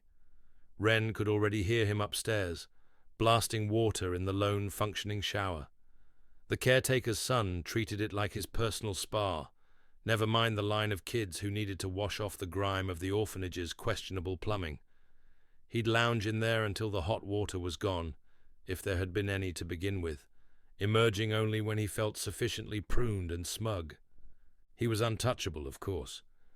Being Mrs. Crowley's son meant Matthew didn't have to play by the same rules as the rest of them. While the other kids got scolded for taking too long with their chores or wasting water, Matthew could waste as much time as he pleased, basking in the luxury the rest of them only dreamed of. It wasn't the first time he'd hogged the shower, and it wouldn't be the last. Wren clenched her teeth, the familiar frustration bubbling up. It wasn't just the unfairness of it, though that was bad enough. It was the smugness, the way Matthew strutted through life as though the world owed him a crown. Every time she heard the clatter of his obnoxiously nice shoes on the orphanage floorboards, it reminded her that fairness was a myth in this house. She headed upstairs, hoping some miracle had pried Matthew out of the shower. Instead, she found him in all his teenage glory, door locked, water still running, and a chorus of steam pouring out under the gap with a mocking hiss. A small line of orphans huddled in the hall, shivering, towels draped over thin shoulders. Everyone looked miserable except, presumably, Matthew, who was living his best life behind that door. Wren rapped lightly on the wood. Matthew, some of us have places to be today." No response, unless you counted the sloshing of water and the faint sound of him humming off-key. She tried again, louder. Still nothing. "Matthew!" she shouted, earning a few withering looks from the younger kids who feared retaliation. "Get a move on, will you?" Her voice echoed down the hallway. Another moment passed, and at last the water shut off with a dramatic squeak. A beat later, the door swung open, releasing a wave of steam that momentarily fogged up everyone's vision. Matthew stepped out like he was walking a red carpet, dressed in a plush robe that had definitely never been issued to the orphans. He gave Wren a once-over, smirked, and continued sauntering past without a single apology. "Enjoy the cold water," he teased, "if there's any left." The younger kids shuffled away, clearly not wanting to be next in line if Wren decided to stage a protest. Wren just clenched her jaw, stepping into the bathroom and yelping when her foot splashed into a half-inch of water pooling on the tile. "You'd think he was a mermaid," she muttered, grabbing a soggy towel to mop up the mess. Sure enough, the shower spurted nothing but lukewarm drizzle. She forced herself through a 2-minute rinse, really more a spritz, then scrubbed her teeth, threw on clothes that might have matched if the lighting in her attic bedroom wasn't akin to a flickering dungeon torch. By the time she tamed her hair, or tried to, and raced downstairs, the bus had come and gone like a phantom in the night. So much for that. Mrs. Crowley caught sight of her, arms folded as if to say, "You incompetent slug. Missed the bus, didn't you? Figures." Wren had long since learned that defending herself was pointless. "Yes, ma'am." "Then walk. You're lucky school's even within walking distance." A smirk curled her thin lips. "Though I suppose a little cold air will do you good. Gets rid of that odor." Wren felt heat rush to her cheeks. "Yes, ma'am," she repeated, voice low. She snatched her worn backpack from the hook by the door and hurried outside before Mrs. Crowley could lob any more passive-aggressive commentary her way. The morning air bit at Wren's cheeks, and she silently cursed Matthew and the entire concept of cold climates under her breath. Her jacket was threadbare, an ancient hand-me-down from who knows where, and her jeans had developed a new hole she only noticed when the wind whistled through it at just the right angle. Still, walking offered the faintest glimmer of freedom. No Mrs. Crowley, no chores, just a lonely stretch of sidewalk, a scrawny row of trees, and the hum of distant traffic. If she blocked out the chill, she could almost pretend she was already out of Elmwood for good. She passed a tacked-up poster with big, bold letters, "See something, say something." Underneath, a stern-faced figure pointed directly at whoever dared to look. The smaller print detailed how to report suspicious ritualistic activity. Wren paused, rolling her eyes, as though capturing people with unnatural abilities was the key to saving civilization. The senator's words from the TV echoed in her head. Magic, evil, witches, terrorists, blah blah blah. She snorted, more in disbelief than humor, and trudged on. "I'd like to report suspicious activity," she muttered to no one. "Like the caretaker's fridge padlock and stale cereal. Real criminal masterminds there." A single car swished past, spraying muddy water in her direction. She leaped back, narrowly avoiding a splash that would have completed her look. Drowned orphan chic. Shaking off the near miss, she quickened her pace. By the time Wren arrived, the halls were empty. The first bell had rung ages ago. She slipped inside, sneakers squeaking on polished floors, and braced herself for the impending judgment of her homeroom teacher, Mr. Hendricks, a man who took punctuality more seriously than oxygen. Sure enough, there he was by the blackboard, arms folded, brow furrowed like he was personally offended by her existence. He didn't bother with a greeting. "Late again, Miss Breeze?" Wren tried to breathe away her frustration. "I missed the bus, sir. Sorry." He thrust a pink slip of paper toward her, a dreaded warning notice. "You know the routine by now. Next time, detention." "Yes, sir," Wren mumbled, taking the slip with clammy fingers. The rest of the class watched her with varying degrees of boredom or amusement. Her seat was at the back, naturally. She slunk into it, trying to ignore the wave of stares. She was barely settled when a sharp giggle from a few rows over made her glance sideways. Kenzie, one of the more notorious mean girls, was hunched over her phone, thumbs flying like a tiny caffeinated hummingbird. Blonde hair swept over one side of her face, and an expression of pure disdain contorted her features. Next to her, a friend snickered and tried, poorly, to hide it with a cough. Curiosity got the better of Wren, and she shifted just enough to glimpse the screen. She caught a snippet. "Yeah, like, she is so dirty and smells..." And there was her name. Wren. In context, it read something like, "Wren is so dirty and smells like..." The rest was lost to a quick scroll. Heat flushed Wren's cheeks again. Seriously? She was late, and she lived in an orphanage with limited hygiene options. She might not smell like a bouquet of roses, but was that crime enough to publicly humiliate her? Kenzie, sensing eyes on her, whipped around. "Do you, know what privacy is?" she hissed, loud enough for everyone in the near vicinity to tune in. A few kids stifled giggles. Even Mr. Hendricks paused his scribbling on the board to cast a stern glance in Wren's direction, as if she was the culprit. Wren's heart pounded, and she sank lower in her seat, cursing herself for not minding her own business. But how could she ignore it when Kenzie was practically broadcasting her insults? Kenzie's friend pretended to gag, whispering something that drew another round of quiet laughter. Wren clenched her fists under the desk, nails biting into her palms. She could shoot back a sarcastic remark, something along the lines of, "Ever tried living in an orphanage, princess?"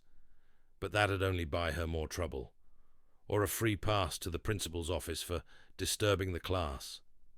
Probably both. "I'm sorry," she muttered, forcing the words out, though they felt like ash on her tongue. Kenzie rolled her eyes, flipping her hair with theatrical flair. "Whatever," she said, turning her attention back to her phone. "Just mind your own business, freak." That word landed like a slap. Freak.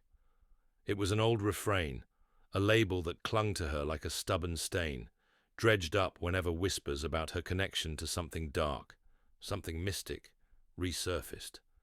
That kind of freak. Wren swallowed hard, forcing the sting down where no one could see it.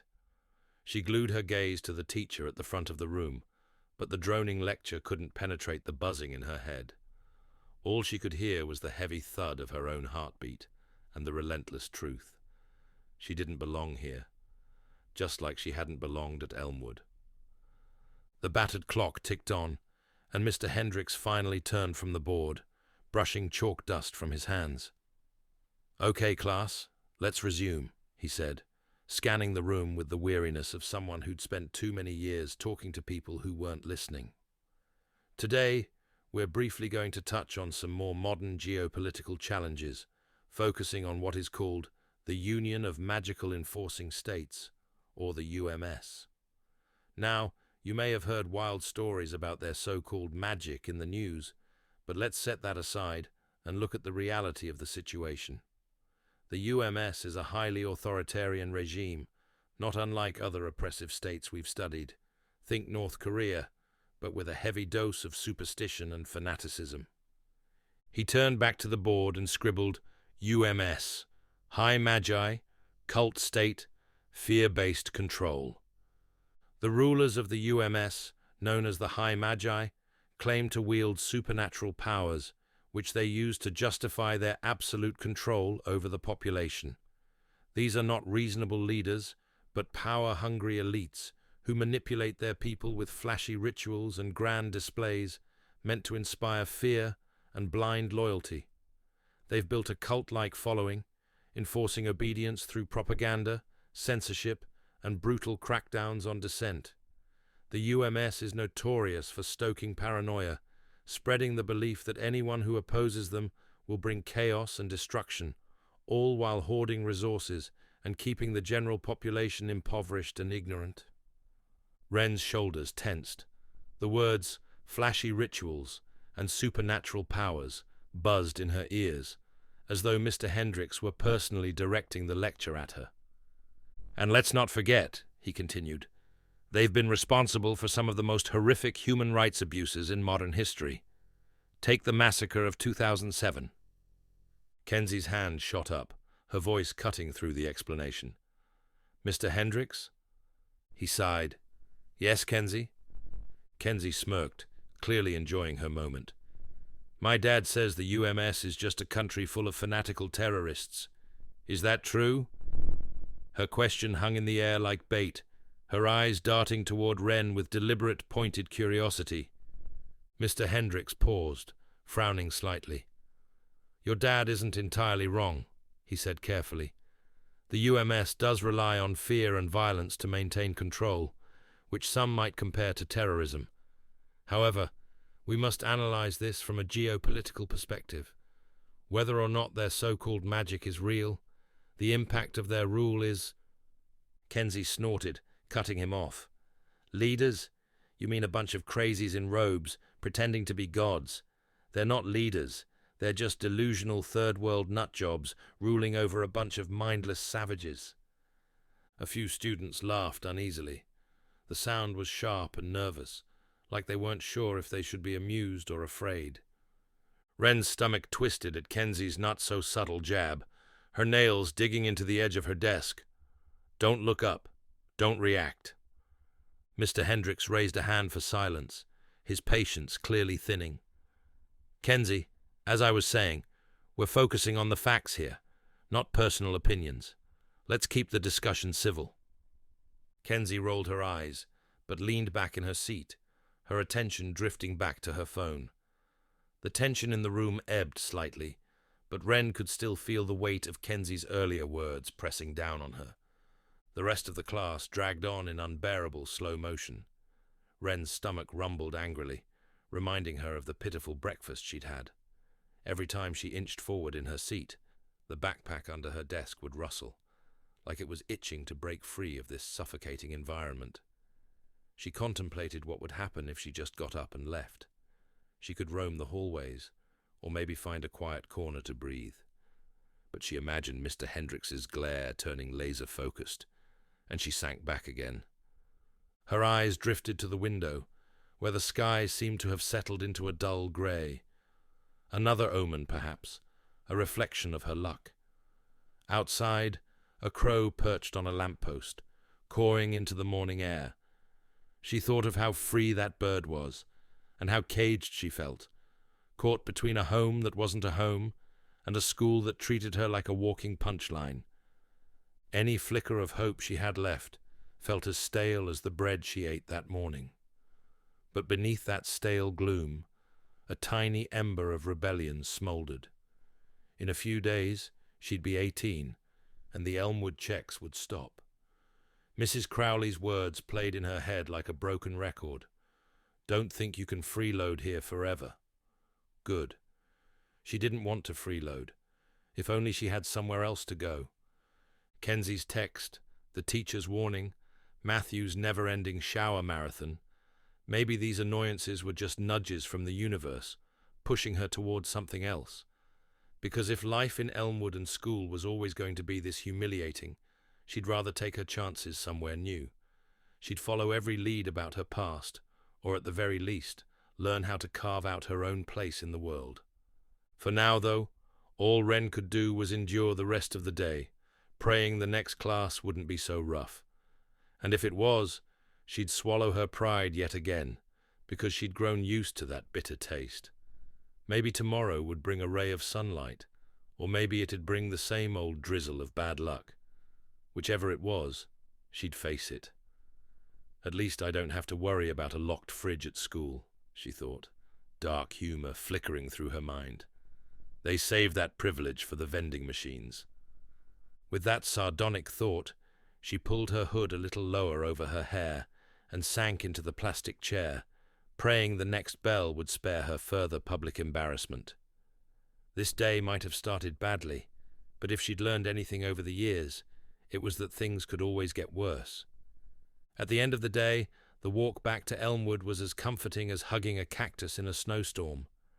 The wind bit at Wren's cheeks, and each step closer to the orphanage felt like trudging into an active war zone, minus the actual bombs, though the emotional shrapnel was just as real. She sighed, her breath turning to vapor in the frigid air. If she squinted at the battered old sign out front, she could almost read the words, "Abandon all hope, ye who enter, in place of Elmwood Home for Foundlings." Perhaps the weathered lettering just needed a fresh coat of honesty. As she stepped inside, a wave of cold air greeted her like a half-hearted slap to the face. So much for warmth, she thought. The temperature in the foyer rivaled that of a walk-in freezer, thanks to Mrs. Crowley's ironclad rule. Why waste heat on lazy kids who do nothing all day? The caretaker's logic was bulletproof, obviously. Heaven forbid these freeloaders get comfortable. Wren braced herself for the caretaker's usual barrage of scolding, but the main room was eerily quiet. A handful of children sat at a wobbly table, huddled around a board game missing half its pieces. Their breath hung in the air, a visible sign of just how pathetic the heating situation was. No one dared to joke about seeing their own breath. It would only remind Mrs. Crowley to complain about excess carbon dioxide. "Where's the old bat?" Wren whispered to a boy named Georgie as she slipped out of her threadbare coat. He merely shrugged, looking nervously toward the kitchen. If Mrs. Crowley was out of sight, that meant she was in her lair, the kitchen, probably plotting her next austerity measure, or maybe counting the sugar packets she hoarded like gold bars. A crash from the kitchen confirmed that she was indeed present and accounted for. Wren and Georgie exchanged glances. Guess dinner prep was underway. Dinner, a word that promised an underwhelming portion of something vaguely edible, if they were lucky. If not, well, stale cereal was always an option, if there was any left. When Wren ventured into the kitchen, she spotted the locked fridge, still sporting that cheap but effective padlock that threatened to outlive the entire building. Its chain gleamed under the single overhead bulb, a smug reminder that even milk needed a security detail at Elmwood. Mrs. Crowley stood at the stove, her spine rigid, stirring a pot of what smelled like tomato soup, diluted to tomato water status. The caretaker turned at Wren's arrival, arms crossed in that signature pose, suggesting she was seconds away from announcing a public execution. "You're home," Mrs. Crowley said flatly, as though Wren were an asteroid that had just crashed through the roof. "Yeah," Wren replied. "Bus missed me this morning." It was her small act of defiance, not admitting that she missed the bus. She reached for a cupboard, hoping to find crackers, or at least stale bread. "Don't even think about it." Mrs. Crowley's tone could have frozen lava. "Dinner's soon. I'm not letting you brats spoil it by snacking." Wren pulled her hand away, like she'd just touched a live wire. Heaven forbid she found a few crumbs to stave off starvation. "Sure," she muttered. "Wouldn't want to ruin the culinary masterpiece." Mrs. Crowley shot her a glare sharper than a butcher's knife. "Don't get smart with me, Miss Breeze." Wren bit back the urge to retort with some sarcastic gem like I'd have to start first. Instead, she turned away and joined the half-dozen kids already assembled around the dining table, a cheap, oval monstrosity with peeling veneer and wobbly legs. As they waited, the collective rumbling of stomachs might as well have been a background soundtrack. After a small eternity, Mrs. Crowley finally deemed the food ready, which translated to barely warm, but good enough. She ladled out pitiful portions of watery soup, throwing in a crust of bread like she was performing a grand act of charity. A hush fell over the table, because complaining meant no dinner at all, or worse, a lecture on how real children respect their elders. Little Matthew Crowley sauntered in just then, giving Wren the side-eye like he was convinced she was plotting to steal all his worldly possessions. He flopped into his chair, slamming his elbows onto the table with dramatic flair. Mrs. Crowley's scowl deepened for about half a second, before she turned sweet as honey, dishing him the biggest scoop from the pot. "Enjoy, dear," she cooed, ignoring the chorus of disappointed sighs from the other kids. Matthew smirked, ladling extra soup into his bowl until it nearly overflowed. "Thanks, Mom. Could use more seasoning, though." Mrs. Crowley pursed her lips. "If you want more salt, you'll have to earn it." Wren swallowed a snarky remark about how earning salt belonged in the medieval times dinner theatre. Instead, she stared down at her meager portion, swirling the spoon to see if there was any actual tomato in there. If you squinted, the watery liquid might have had a pinkish tint. Maybe. Across the table, a younger boy, Pilar's friend, though Wren kept mixing up the names, raised a trembling hand like he was at school. May I have just a little more, please?" Mrs. Crowley turned to him slowly, her expression announcing that this request was as offensive as high treason. "More? More?" She plunked down the ladle. "Be thankful for what you get, child. If you're still hungry after that, maybe you'll think twice before you fritter your day away doing nothing." The boy's cheeks reddened, and he shrank back, muttering a shaky apology. Wren's chest tightened. She recognized that look, crushed hope with a side of shame. She glanced at Matthew, who casually sipped his soup like a lord sampling fine wine, then locked eyes with Wren. He offered a theatrical, pitying look, mouthing, "Charity case." She ignored him. "At least I'm not a heartless lump of lard," she thought, though she kept the sentiment to herself, The last thing she needed was an escalation that ended with a confiscated meal. Or worse, a rant about how her mysterious background probably meant she had demon blood, or something equally ridiculous. Dinner ended in record time. There was hardly anything to eat after all. Plates rattled as the kids cleared them.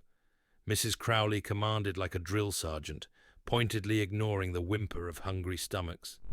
She dangled the key to the fridge between her fingers, as if to taunt them, before locking it again with a flourish. Matthew, predictably, was the only one rubbing his belly with contentment. "That sure hit the spot," he announced, making sure to catch Wren's eye. "Aren't you guys full?" A couple of kids glared, a few just stared at their empty bowls. Wren rolled her eyes so hard she half expected them to get stuck at the back of her skull. As the group dispersed, she noticed the younger boy from earlier lingering at the table, his gaze darting to the locked fridge like a moth to a flame. His stomach gave a low, audible rumble. Guilt gnawed at Wren. She'd gotten at least a few spoonfuls, even if they barely counted as nourishment. With a small sigh, she slipped her half-finished bread crust off her plate and slid it into his hand. "Here," she whispered, glancing around to ensure Mrs. Crowley wasn't lurking. "Eat it quick before someone notices." His eyes lit up with relief, maybe even gratitude. He nodded and ducked away, bread clutched tight as if it were made of gold. Wren's own stomach growled at the sacrifice, but she steeled herself. She'd rather go hungry than watch a kid starve under Mrs. Crowley's reign. If that made her a charity case, so be it. Bedtime came early at Elmwood, partly because the caretaker insisted on lights out to save on the electric bill, and partly because there wasn't much else to do in a place this dreary.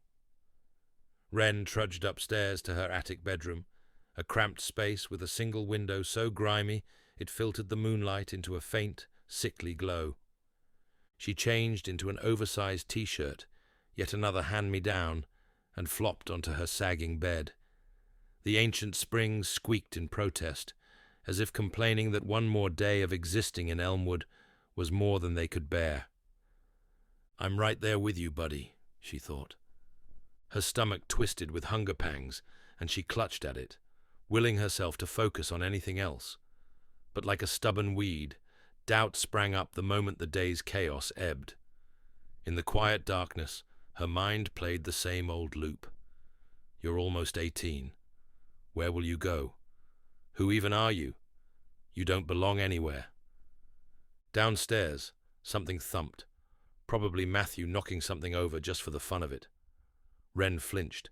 She hated this feeling of being trapped, with no resources to leave, no family to turn to, and a caretaker who thought of her as a useless parasite. Outside, the wind picked up, rattling the attic window, reminding her of the chill that invaded every corner of Elmwood. At least tomorrow might be better. Or not. It could also be worse, she mused. It was a 50-50 gamble at this point. A choked laugh escaped her, tinged with bitterness. "I'm living on stale bread, locked fridges, and a caretaker who might spontaneously combust from her own rage." The absurdity of it all threatened to pull a wry grin out of her, but the grin dissolved into a wave of sadness that caught her off guard. Tears welled up in her eyes, unbidden and unwelcome. She turned her head into the pillow, wishing she could silence the swirling thoughts. So many kids have come and gone, adopted or sent to who knows where.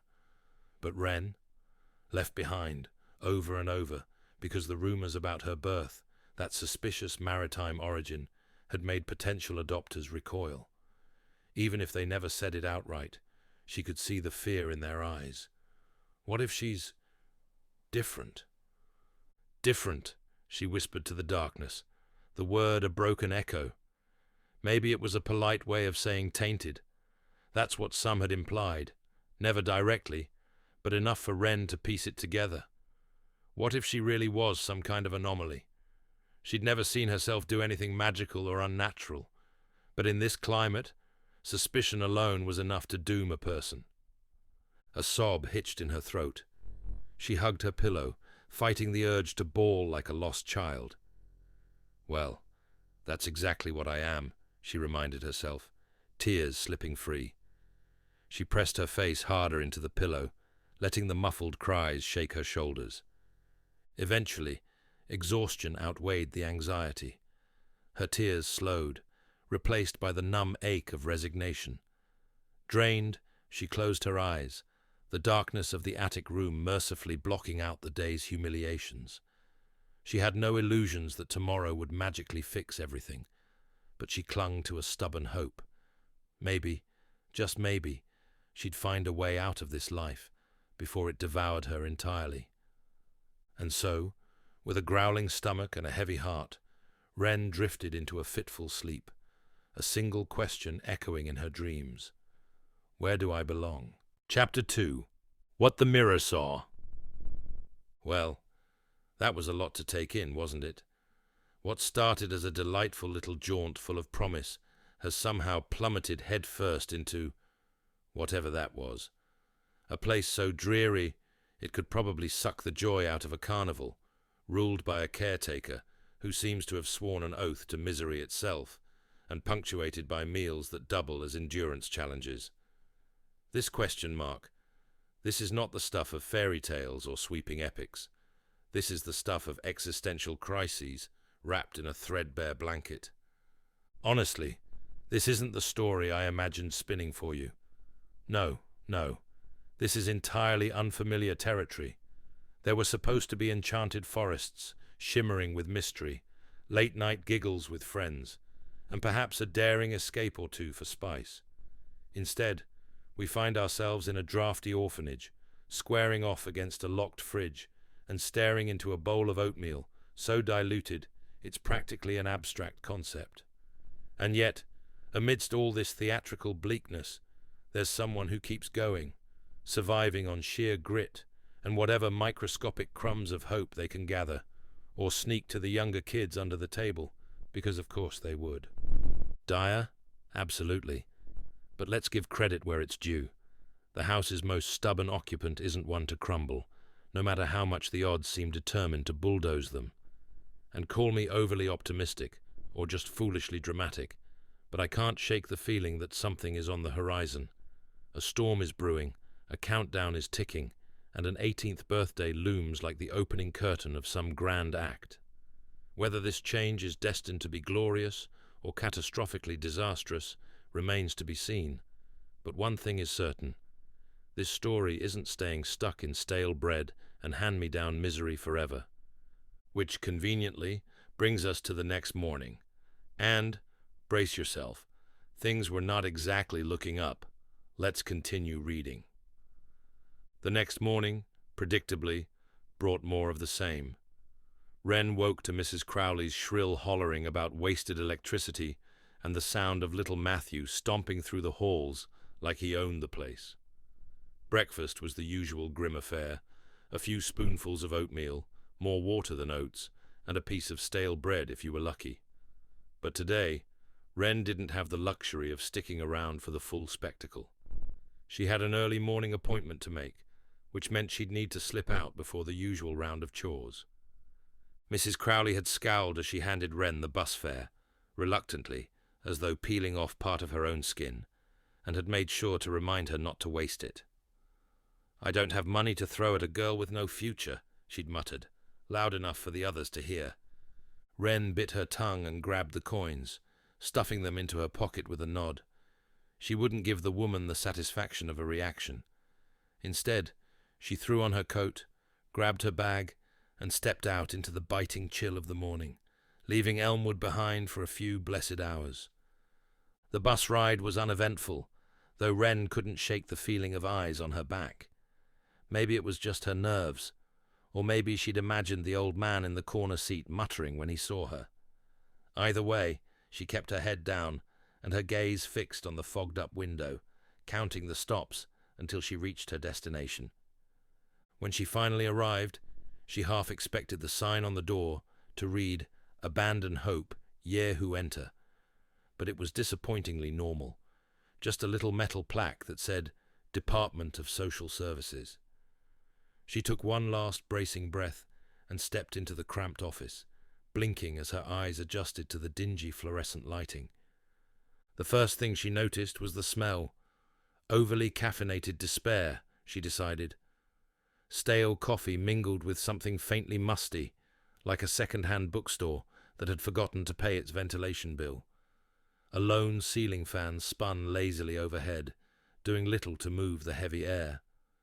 The receptionist, a middle-aged woman with tired eyes and a name tag that read Barbara, barely glanced up from her crossword puzzle as Wren approached the counter. "Name?" Barbara asked, her voice as monotone as the hum of the lights. "Serenity Breeze," Wren said, cringing inwardly at the sound of her full name. Barbara's eyes flicked over a clipboard, her pen tapping rhythmically against the edge of the counter. "You're early," she muttered, as though that were a personal affront. "Take a seat. They'll call you when they're ready." Wren nodded, retreating to one of the worn chairs in the corner of the waiting area. The cushions sagged under her weight, and the armrests were sticky with something she didn't want to identify. She perched on the edge, hands gripping the strap of her bag, and stared at the faded posters on the walls. "Know your rights," one read, with a cartoonishly stern figure pointing a finger.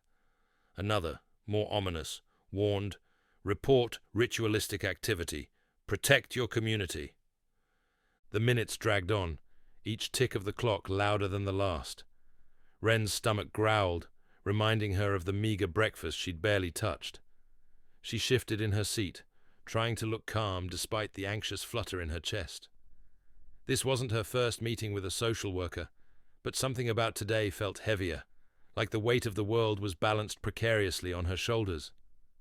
The door to the inner office creaked open, and a tall man with wire-rimmed glasses stepped out, holding a folder stuffed with papers. "Serenity Breeze?" he called, his voice clipped, but not unkind. Wren rose, her legs stiff from sitting, and followed him into the small, dimly lit office. This was it. Whatever happened next would either bring her one step closer to freedom or push her further into the shadows of the life she desperately wanted to escape. The office itself was a Tetris puzzle of mismatched furniture and teetering stacks of manila folders. Each precarious tower threatened to collapse if she so much as exhaled too forcefully. She wove between them like a tightrope walker, praying she wouldn't spark some paper avalanche that would bury her in an avalanche of neglected case files. Behind a battered wooden desk sat Mr. Kellerman, her social worker. He was an older black man with gentle eyes, stooped shoulders, and a tie that had clearly seen better days, about 3 decades ago, if Wren had to guess. But despite his rumpled appearance, he radiated a quiet kindness, the kind of warmth you wouldn't mind hugging you in a crisis. He glanced up, and a small smile softened the permanent creases around his mouth. "Mornin', Wren," he said, his voice soothing, like a lullaby for the perpetually anxious. "Come on in." She stepped forward, awkwardly hugging her arms to her sides in an effort not to topple the mountain of paperwork labeled Horton Via's State, 1998. A fresh wave of stale coffee smell assaulted her nostrils. "Lucky me. Guess I skipped breakfast for an aromatic brew of regrets," she mused, forcing a polite nod. "Hi, Mr. Kellerman," she said, settling into a metal folding chair that groaned in protest. The seat cushion was so flat it might as well have been non-existent. Apparently, comfort wasn't a departmental budget priority. Mr. Kellerman took a slow breath and studied her face, not with the disapproval she was used to from Mrs. Crowley, but with genuine concern. "I'm sure you know why I called you in," he said gently, folding his hands on the desk. Papers rustled under his elbows. She half expected them to scurry off like startled roaches. She nodded, eyes flicking to the worn placard on his desk that read, "T. Kellerman, Senior Case Manager." The corners of it were chipped, hinting at decades of tapping and frustration. "My birthday's in a few days," she said quietly. "And apparently, so is my eviction date," she added silently. Mr. Kellerman leaned back in his chair, which let out a squeak of protest. That's right. 18 is a milestone for sure. He smoothed the wrinkles in his tie, as though preparing for a well-rehearsed speech. We've got a standard protocol in place for kids aging out of care. A transitional living program, maybe a small state-assisted apartment. The funds are limited. Think barely enough for ramen noodles and a bus pass limited, but it's something. Wren tried to swallow her dread. She'd heard the rumors. Countless orphans tossed into the adult world like confetti, only to land in the gutter when their meager resources ran dry. She forced a wry smile, the gallows humor that kept her afloat. I guess that's better than, living in a cardboard box. Hey, a sense of humor. That's good, he said, a hint of a smile easing the lines on his face. Because you'll need it. I won't sugarcoat it. This is an uphill battle. Wren nodded. She'd expected doom and gloom, but hearing it spelled out by the one genuinely kind adult in her orbit was like bracing for a punch to the gut and getting one to the face instead. She toyed with a loose thread on her sleeve, a sweater so threadbare she'd started naming the holes. Mr. Kellerman's eyes softened. But listen, I know you think you're just another orphan slipping through the cracks. I get it. You've seen it happen, and I've seen it happen. Too many times to count. A lump formed in her throat. He wasn't wrong. Elmwood was like a black hole that swallowed children's futures, spitting them out into nothingness once they were no longer profitably cute. She cleared her throat, hoping to banish the sting behind her eyes. It's hard not to think like that. He leaned forward, elbows propped on a stack of files. Do you know where you came from? What you survived, specifically? She froze, mind flicking to all the half-whispers about a shipwreck and a baby found in a lifeboat. The very mention made her heart pound, like an invisible drum beating away at the back of her ribcage. I know the story. At least, I know I was found at sea, she admitted, voice hitching. Mr. Kellerman rummaged through a nearby folder until he unearthed a small photograph, grainy, worn at the edges, that he slid across the desk. It showed a baby, swaddled in blankets, held by a Coast Guard officer. Despite the black and white bleakness, there was a sense of awe in the man's face as he cradled the child.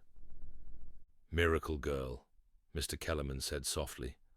The headline they printed on the front page all those years ago. A baby found in a lifeboat, alone, after a catastrophic storm. Most folks wouldn't have stood a chance in those conditions. Wren stared at the photo, her gaze tracing the ghostly shape of that infant she supposed was her. I guess I was lucky, she whispered, feeling a strange knot in her stomach. Lucky to survive, yes. But was luck the reason she'd grown up in a place like Elmwood, overshadowed by fear and superstition? You're more than lucky, Mr. Kellerman said, his voice dropping to a near whisper, as though confiding a precious secret. You survived something that took down an entire ship. That's extraordinary. He leaned even closer, hands folded. And you're here for a reason. Never forget that. A potent mix of embarrassment and hope flushed Wren's cheeks. She opened her mouth, but words failed her.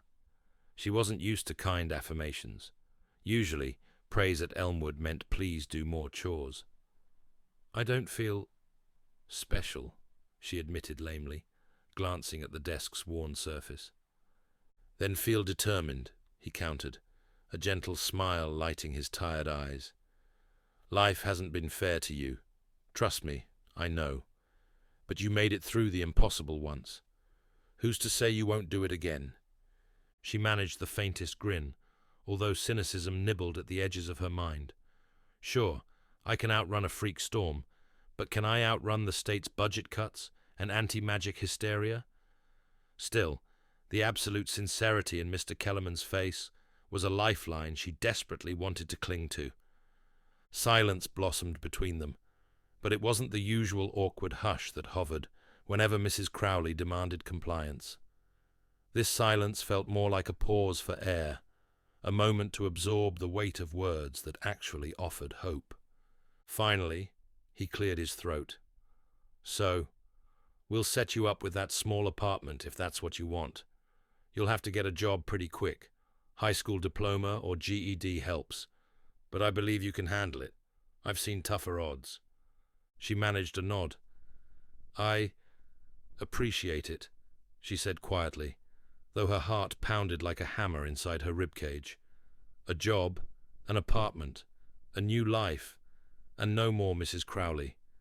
The idea was equally thrilling and terrifying, like discovering the lock to your cage is open only to realize there's a cat lurking just outside. He seemed to register the swirl of emotions in her eyes, because he flashed that reassuring grin again. Then, with a slow, deliberate motion, he reached into a desk drawer she hadn't noticed before, one of those battered metal types with squeaky runners that sounded like an offended ghost every time it opened. Wren watched curiously as he fished out a sealed envelope, its surface yellowed with age. "You should have received this a while back," Mr. Kellerman murmured, "but it was mislabeled in our storage system, filed under a different name. I only got it a few days ago." He glanced up, studying her face. "It's yours." Her stomach twisted. The envelope looked official, or maybe archaic. She half expected some faded wax seal and a flourish of calligraphy. Instead, there was just a short string of numbers on the front, a case reference she didn't recognize. "Mine," she repeated. He slid a letter opener under the flap, careful, almost reverent, as though the paper might disintegrate if handled too roughly. The stale coffee smell in the office seemed to intensify. Then he gently withdrew a small object wrapped in tissue paper. Wren leaned forward, breath caught in her throat. It was a locket, cool metal glinting in the fluorescent light, filigree patterns curling across its surface like tiny vines. She could see a faint crest etched on the back, the lines so intricate she had to squint to decipher them. It looked more expensive than everything she'd ever owned, combined. A stray thought flitted through her mind. If I pawn this, I might actually afford fresh milk instead of powdered. But the notion felt sacrilegious the moment it appeared. "This," Mr. Kellerman said softly, setting it into her open palm, "was with you when they found you."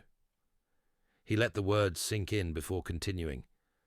"The Coast Guard, the rescue team, they made sure it stayed on file with your case." There was the barest catch in his voice, as though a bright spark of wonder still lingered after all these years.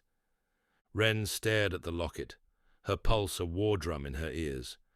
The metal felt heavier than its size should allow, like it carried the weight of an entire past she'd never known. For the briefest second, she wondered if a magic genie might burst out of it, offering 3 wishes and a free pass to a normal life. But of course, reality rarely indulged in such courtesy. She swallowed hard. I had no idea this existed." He nodded, understanding etched into every crease of his face.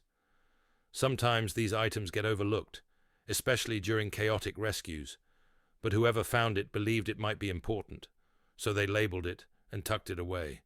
It got lost in our archive's wildly efficient system for years." The corners of his mouth quirked in a rueful smile. "Family Services excels at misplacing things."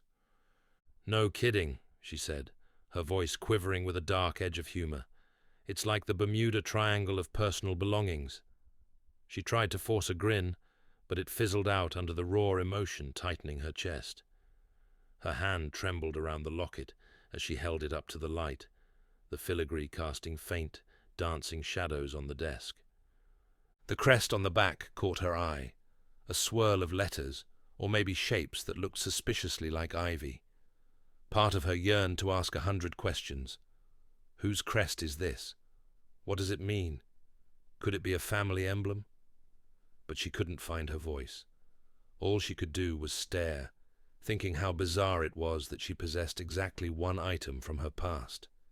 And it was this. Mr. Kellerman spoke again, his tone gentle, as if he sensed her internal monologue unraveling. "Take your time. It's okay to be overwhelmed." He paused, leaning forward to peer at the faint engraving. "From what I can tell, it might be a family crest, but I'm no historian." He tapped the desk lightly. "If you're curious, maybe you can do a little research. University libraries, old records. You'd be surprised what you can find if you dig deep enough." She clenched her fingers around the locket, cradling it like a precious relic. The filigree pressed into her skin, leaving faint impressions. "It's beautiful," she whispered, tears prickling at the corners of her eyes. A swirl of confusion and longing churned in her gut, like someone had just handed her the final puzzle piece, but the puzzle itself had 1,000 missing bits. Mr. Kellerman rested a hand on her shoulder, the warmth of the gesture stark against the chill of the moment. "It's yours," he said simply. "Keep it close. Maybe it'll remind you that you're not just some orphan with no past. You come from somewhere, Wren, and maybe one day you'll discover exactly where." A shaky laugh escaped her, a short, bitter sound that tasted like relief and heartbreak in equal measure. "I guess it's a step up from locked fridges and suspicious stares," she managed, trying to maintain the gallows humor that had become her default setting. "I always thought the only thing I'd inherit was my bed at Elmwood, or maybe that ancient cereal box in the pantry." He smiled, a warm glow returning to his eyes. "You deserve better, Wren, and if the world won't hand it to you on a silver platter, you'll just have to take it yourself." She nodded, eyes burning with unshed tears. "Yeah, I will." The vow felt bigger than the room, bigger than the stale coffee smell and the leaning towers of case files. She wiped at her cheeks, forcing herself to breathe evenly. Gently, she slipped the locket into her pocket, feeling the surprising heft of it. Odd how something so small could weigh more than 1,000 regrets. Even the metal's chill carried a certain gravity, as if it was whispering, "You're not alone. Your story began long before Elmwood." Mr. Kellerman cleared his throat again, more softly this time. "You'll be all right, Wren. I know you will. Even if it's tough finding a job or getting through school. You're a survivor." She exhaled, letting the tension ease from her shoulders. The swirl of emotions inside her was still a tempest, but there, in the eye of the storm, was a seed of hope. "Thank you," she managed, her voice barely above a whisper.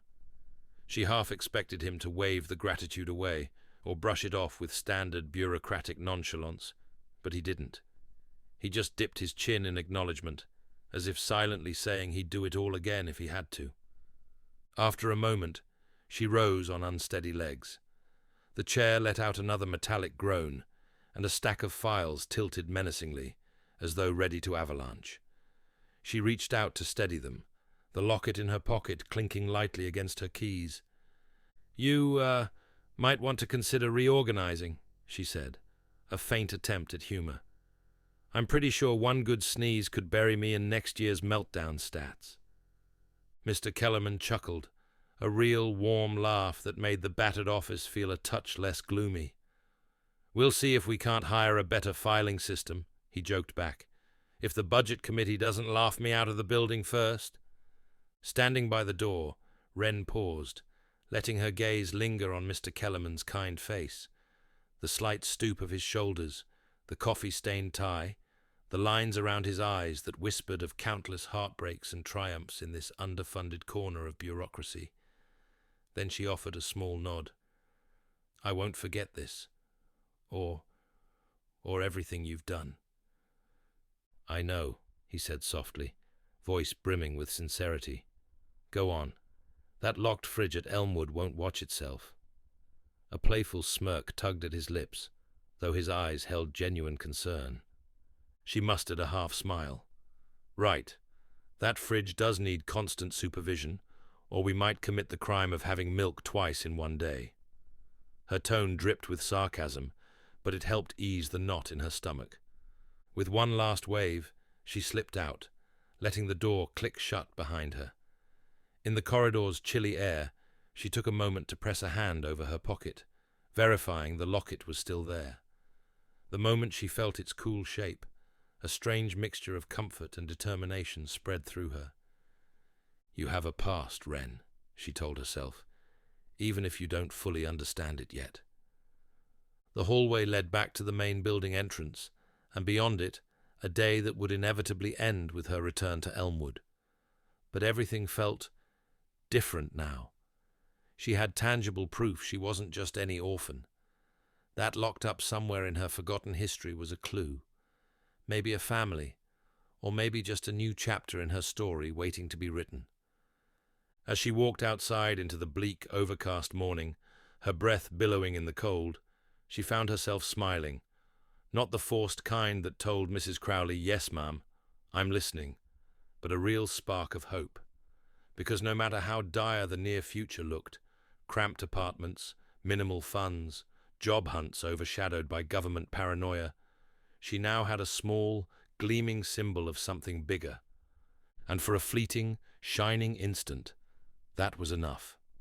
Upon arriving home, Wren stepped through the chipped front door of Elmwood as though crossing the threshold into a particularly dreary funhouse. The hallway smelled of floor polish mixed with faint mildew, the orphanage's signature cologne. No welcome back signs, no warm greetings. Not that she'd expected any. This place specialized in locked fridges, not hospitality. Still, something about her felt different. Her fingers slipped into her pocket, closing around the locket Mr. Kellerman had given her. The metal was cool to the touch, reassuring in its own silent way, like a pebble worrystone she could rub whenever Elmwood threatened to crush her spirit. She savored that moment, just a tiny spark of hope in a house that thrived on extinguishing it. In the common area, a crowd of restless kids huddled on mismatched couches, half watching a grainy TV show that looked older than most of them. The overhead light flickered ominously, like it might commit to a complete blackout at any second. Because of course it would, Wren thought, lips quirked in a private smile.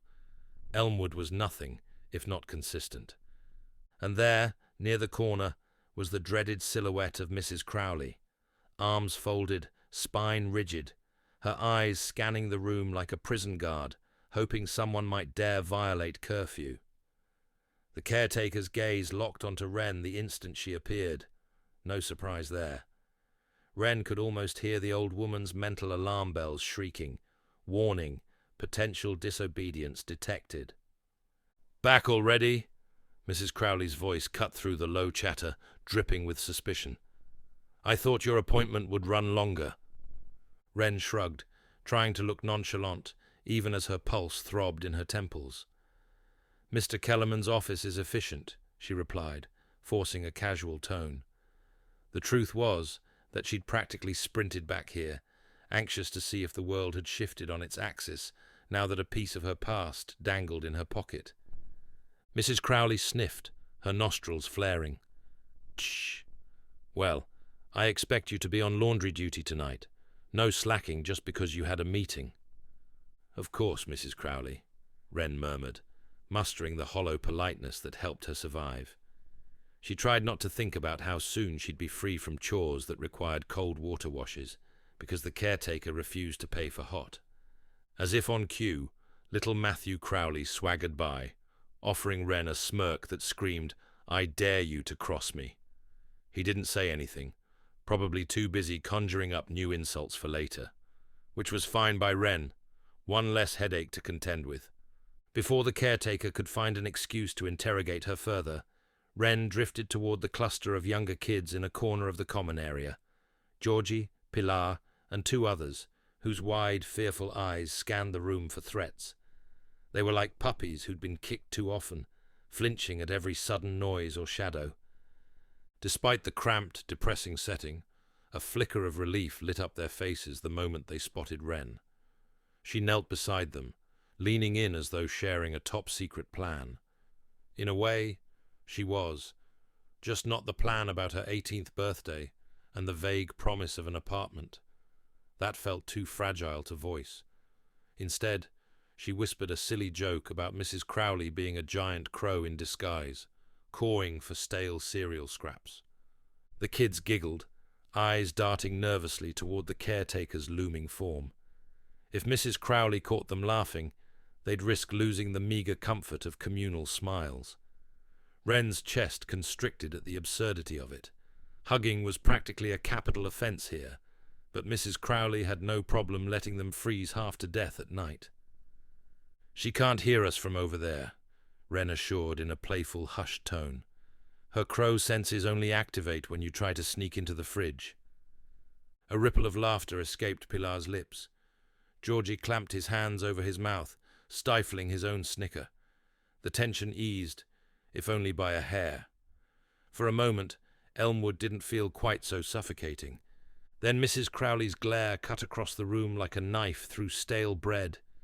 She didn't speak, just pinned Wren with a look that said, "Don't you dare disturb my carefully curated misery."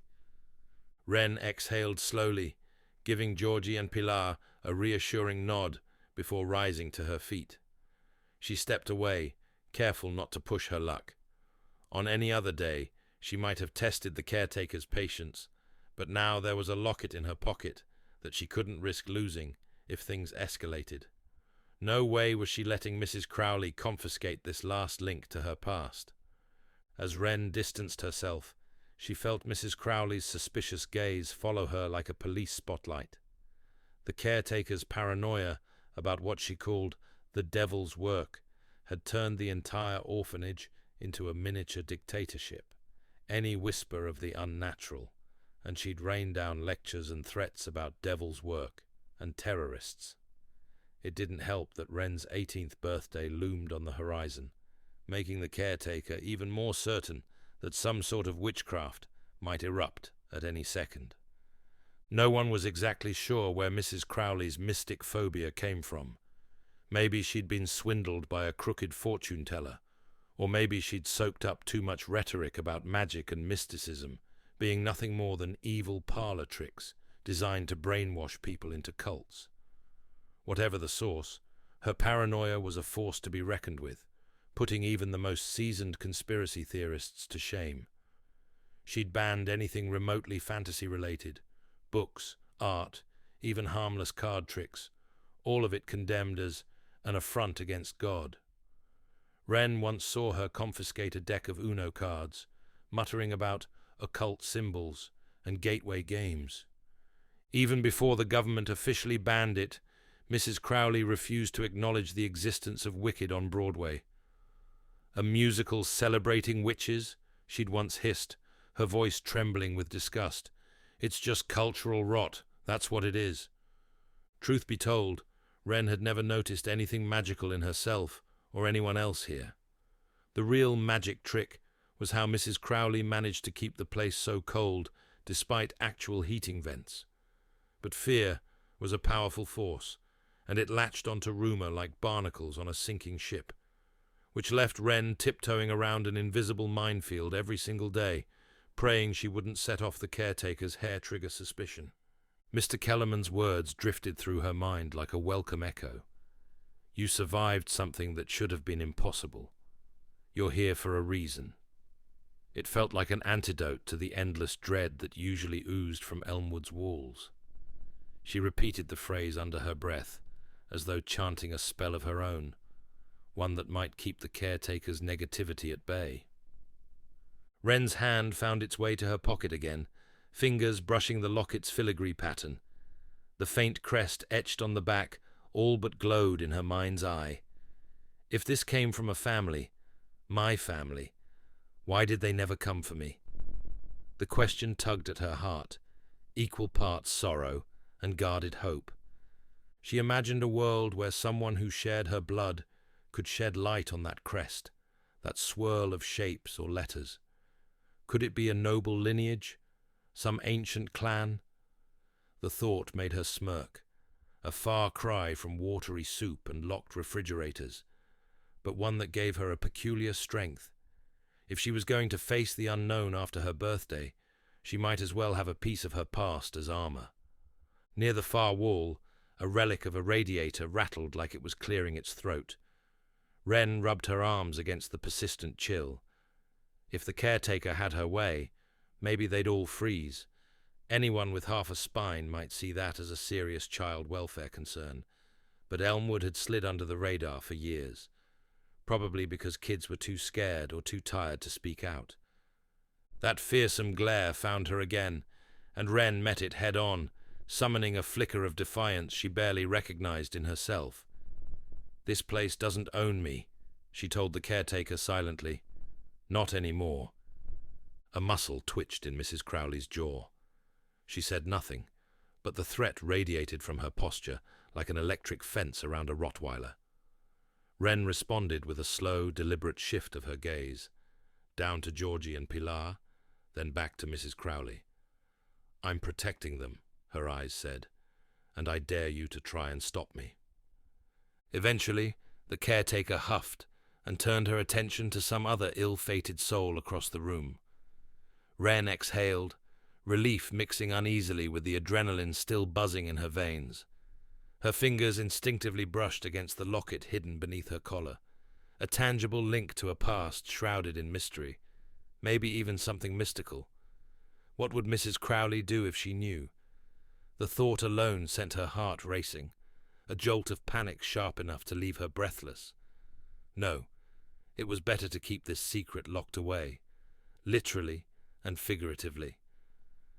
Behind her, Georgie and Pilar spoke in hushed tones, the occasional giggle sneaking through. Her presence had bolstered them, at least for a moment. It was a small victory in a place devoid of them. She glanced over her shoulder, catching Pilar's eye. The little girl offered a grin, and despite the bleakness, Wren couldn't help but smile back.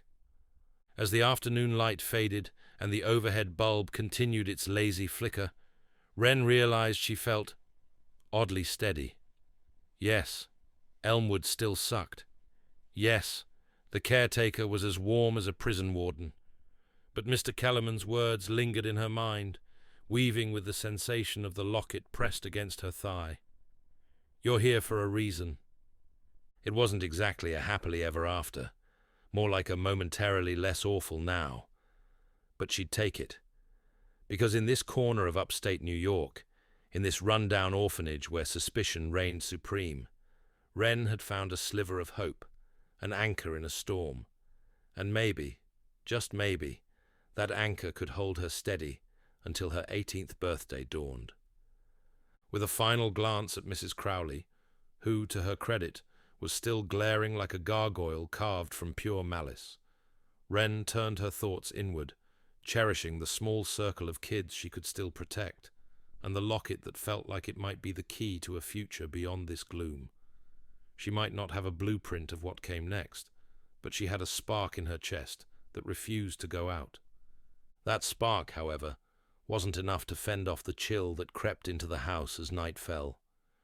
Darkness draped over Elmwood with all the warmth of a tax audit letter, settling into every corner like an unwelcome guest. The hallways grew still, save for the occasional groan of ancient floorboards, which sounded more like cries for help than harmless creaks. Upstairs, in her cramped attic room, if one could even call this glorified storage closet a room, she curled beneath a blanket so thin it might have been mistaken for a retired tablecloth. The rickety old window at her bedside offered no protection against the icy draughts barging in, each gust nipping at her toes through her threadbare socks.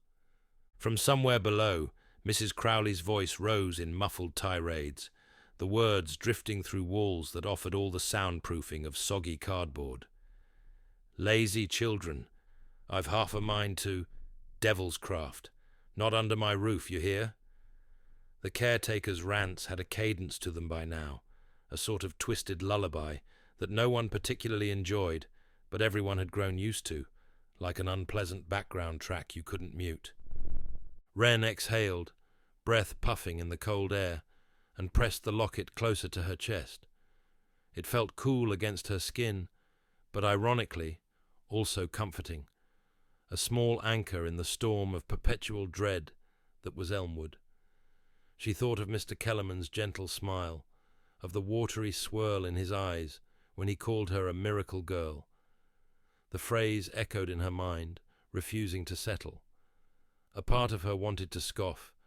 Miracle, yeah, right, in this palace of locked fridges and misery. But another part dared to hope there was truth in it, that maybe her survival wasn't just luck, but something more. Outside, a lone branch scraped against the attic window, a sound that might have been a cat's claws or a tiny ghost auditioning for a horror movie. Wren ignored it, eyes fixed on the sliver of moonlight slicing through the grime-coated glass. It lit the peeling wallpaper like a cheap spotlight, illuminating an unremarkable pattern of faded flowers that might once have been peach or pink. Now they were just greyish lumps, a perfect metaphor for the entire orphanage, once possibly cheerful, now depressing enough to star in a cautionary tale. If I'm truly this miracle girl, she thought, what does that even mean? She remembered the rumours, the hushed gossip that she was discovered at sea, the sole survivor of a terrible shipwreck that claimed countless lives. She'd been too young to retain a single memory of it, so all she had to go on were conflicting stories whispered among staff and older kids, each version more dramatic than the last. Some insisted she'd floated ashore in a cradle made of seaweed, unlikely. Others that a giant whale had nudged her lifeboat to safety, even less likely. But there was one constant, the word miracle, repeated over and over. She curled onto her side, tangling deeper into her flimsy blanket. Even if the caretaker insisted Wren came from a place no one respected, a realm of devil's craft or some nonsense, she couldn't help but think the world beyond Elmwood was huge. Sure, it was hostile, prejudiced, suspicious of all things unknown, but it was also big enough that maybe, somewhere out there, answers about her past existed. Answers about that crest, she mused, fingering the locket's intricate etchings. If she'd inherited it from family, maybe they'd scrawled their legacy into the metal. Or maybe it was just a fancy doodle hammered by a bored jeweler. A muffled thud came from the hallway, some poor kid stumbling out of bed, or maybe little Matthew on one of his midnight prowls. Wren tensed for a moment, expecting a bellow from Mrs. Crowley. Instead, only silence followed, an uneasy truce in the orphanage's nightly cycle of gloom. She slipped a hand under her pillow and withdrew a small, battered notebook. Tomorrow, she reminded herself, I can sneak away to the library. That plan glowed in her mind, like a dim candle in a pitch-black cavern. The library meant internet access, computers that might cough up some clue about shipping logs, maritime records, or that mysterious crest. After all, if there was one magic in the modern world, it was probably Google. Clutching the notebook, she let her eyes drift to the moonlight. Shadows flickered across the attic walls, dancing around her threadbare belongings. A chipped mug that doubled as a pen holder, a half-dead potted plant she'd rescued from the hallway, now valiantly clinging to life, and a single photograph.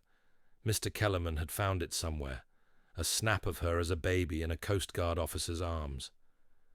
I'm not just another orphan. She repeated it to herself like a mantra. This locket proves it.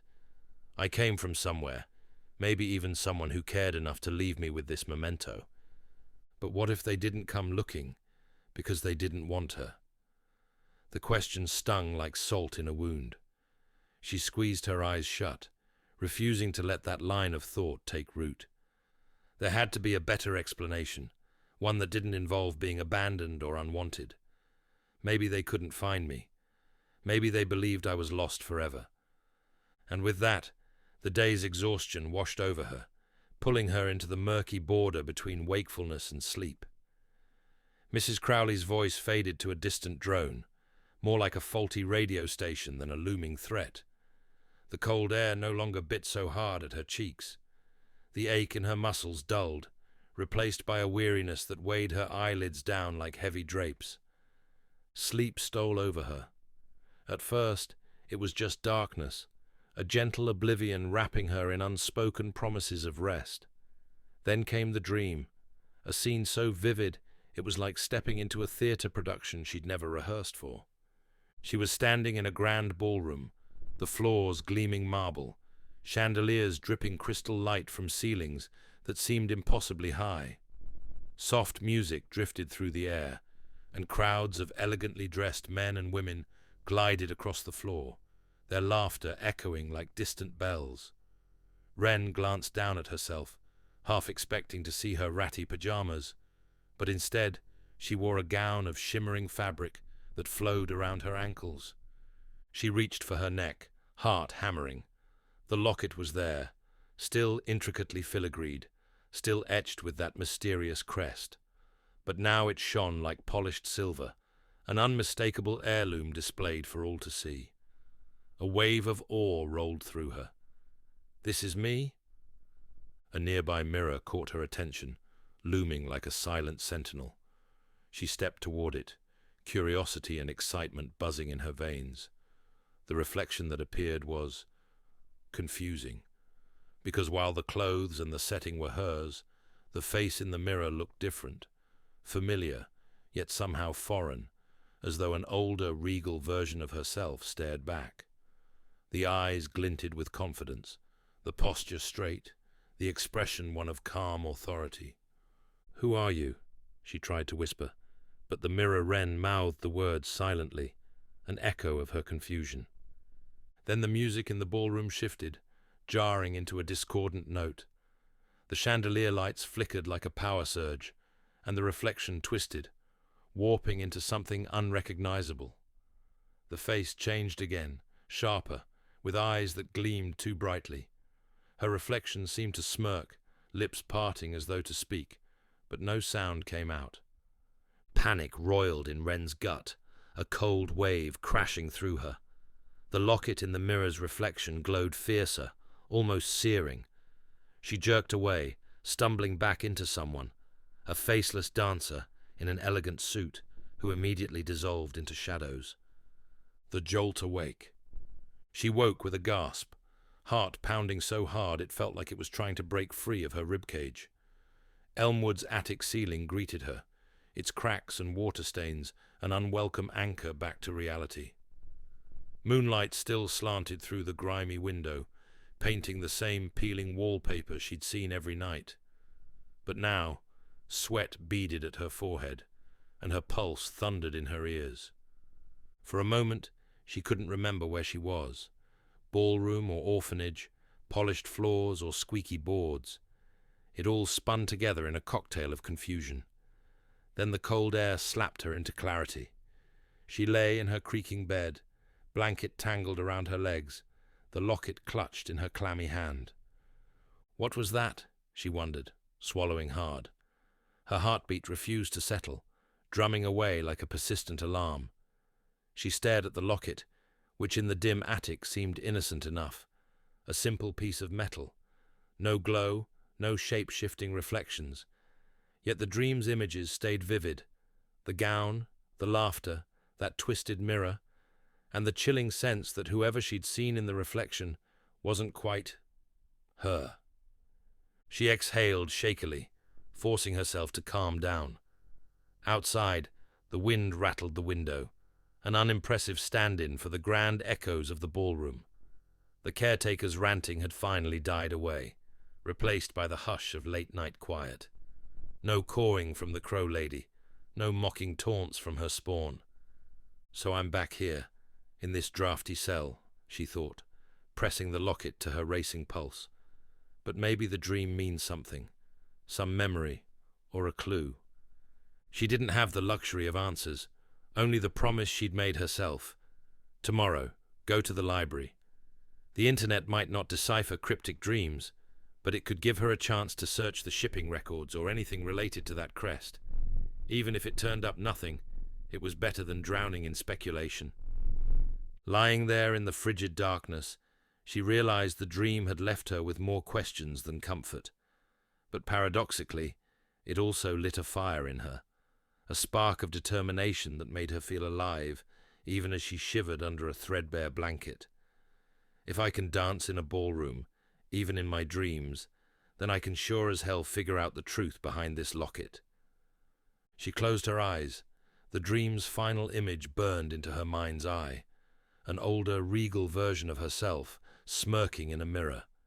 It felt like a challenge, or maybe a warning. But either way, Wren wouldn't run from it. Not anymore.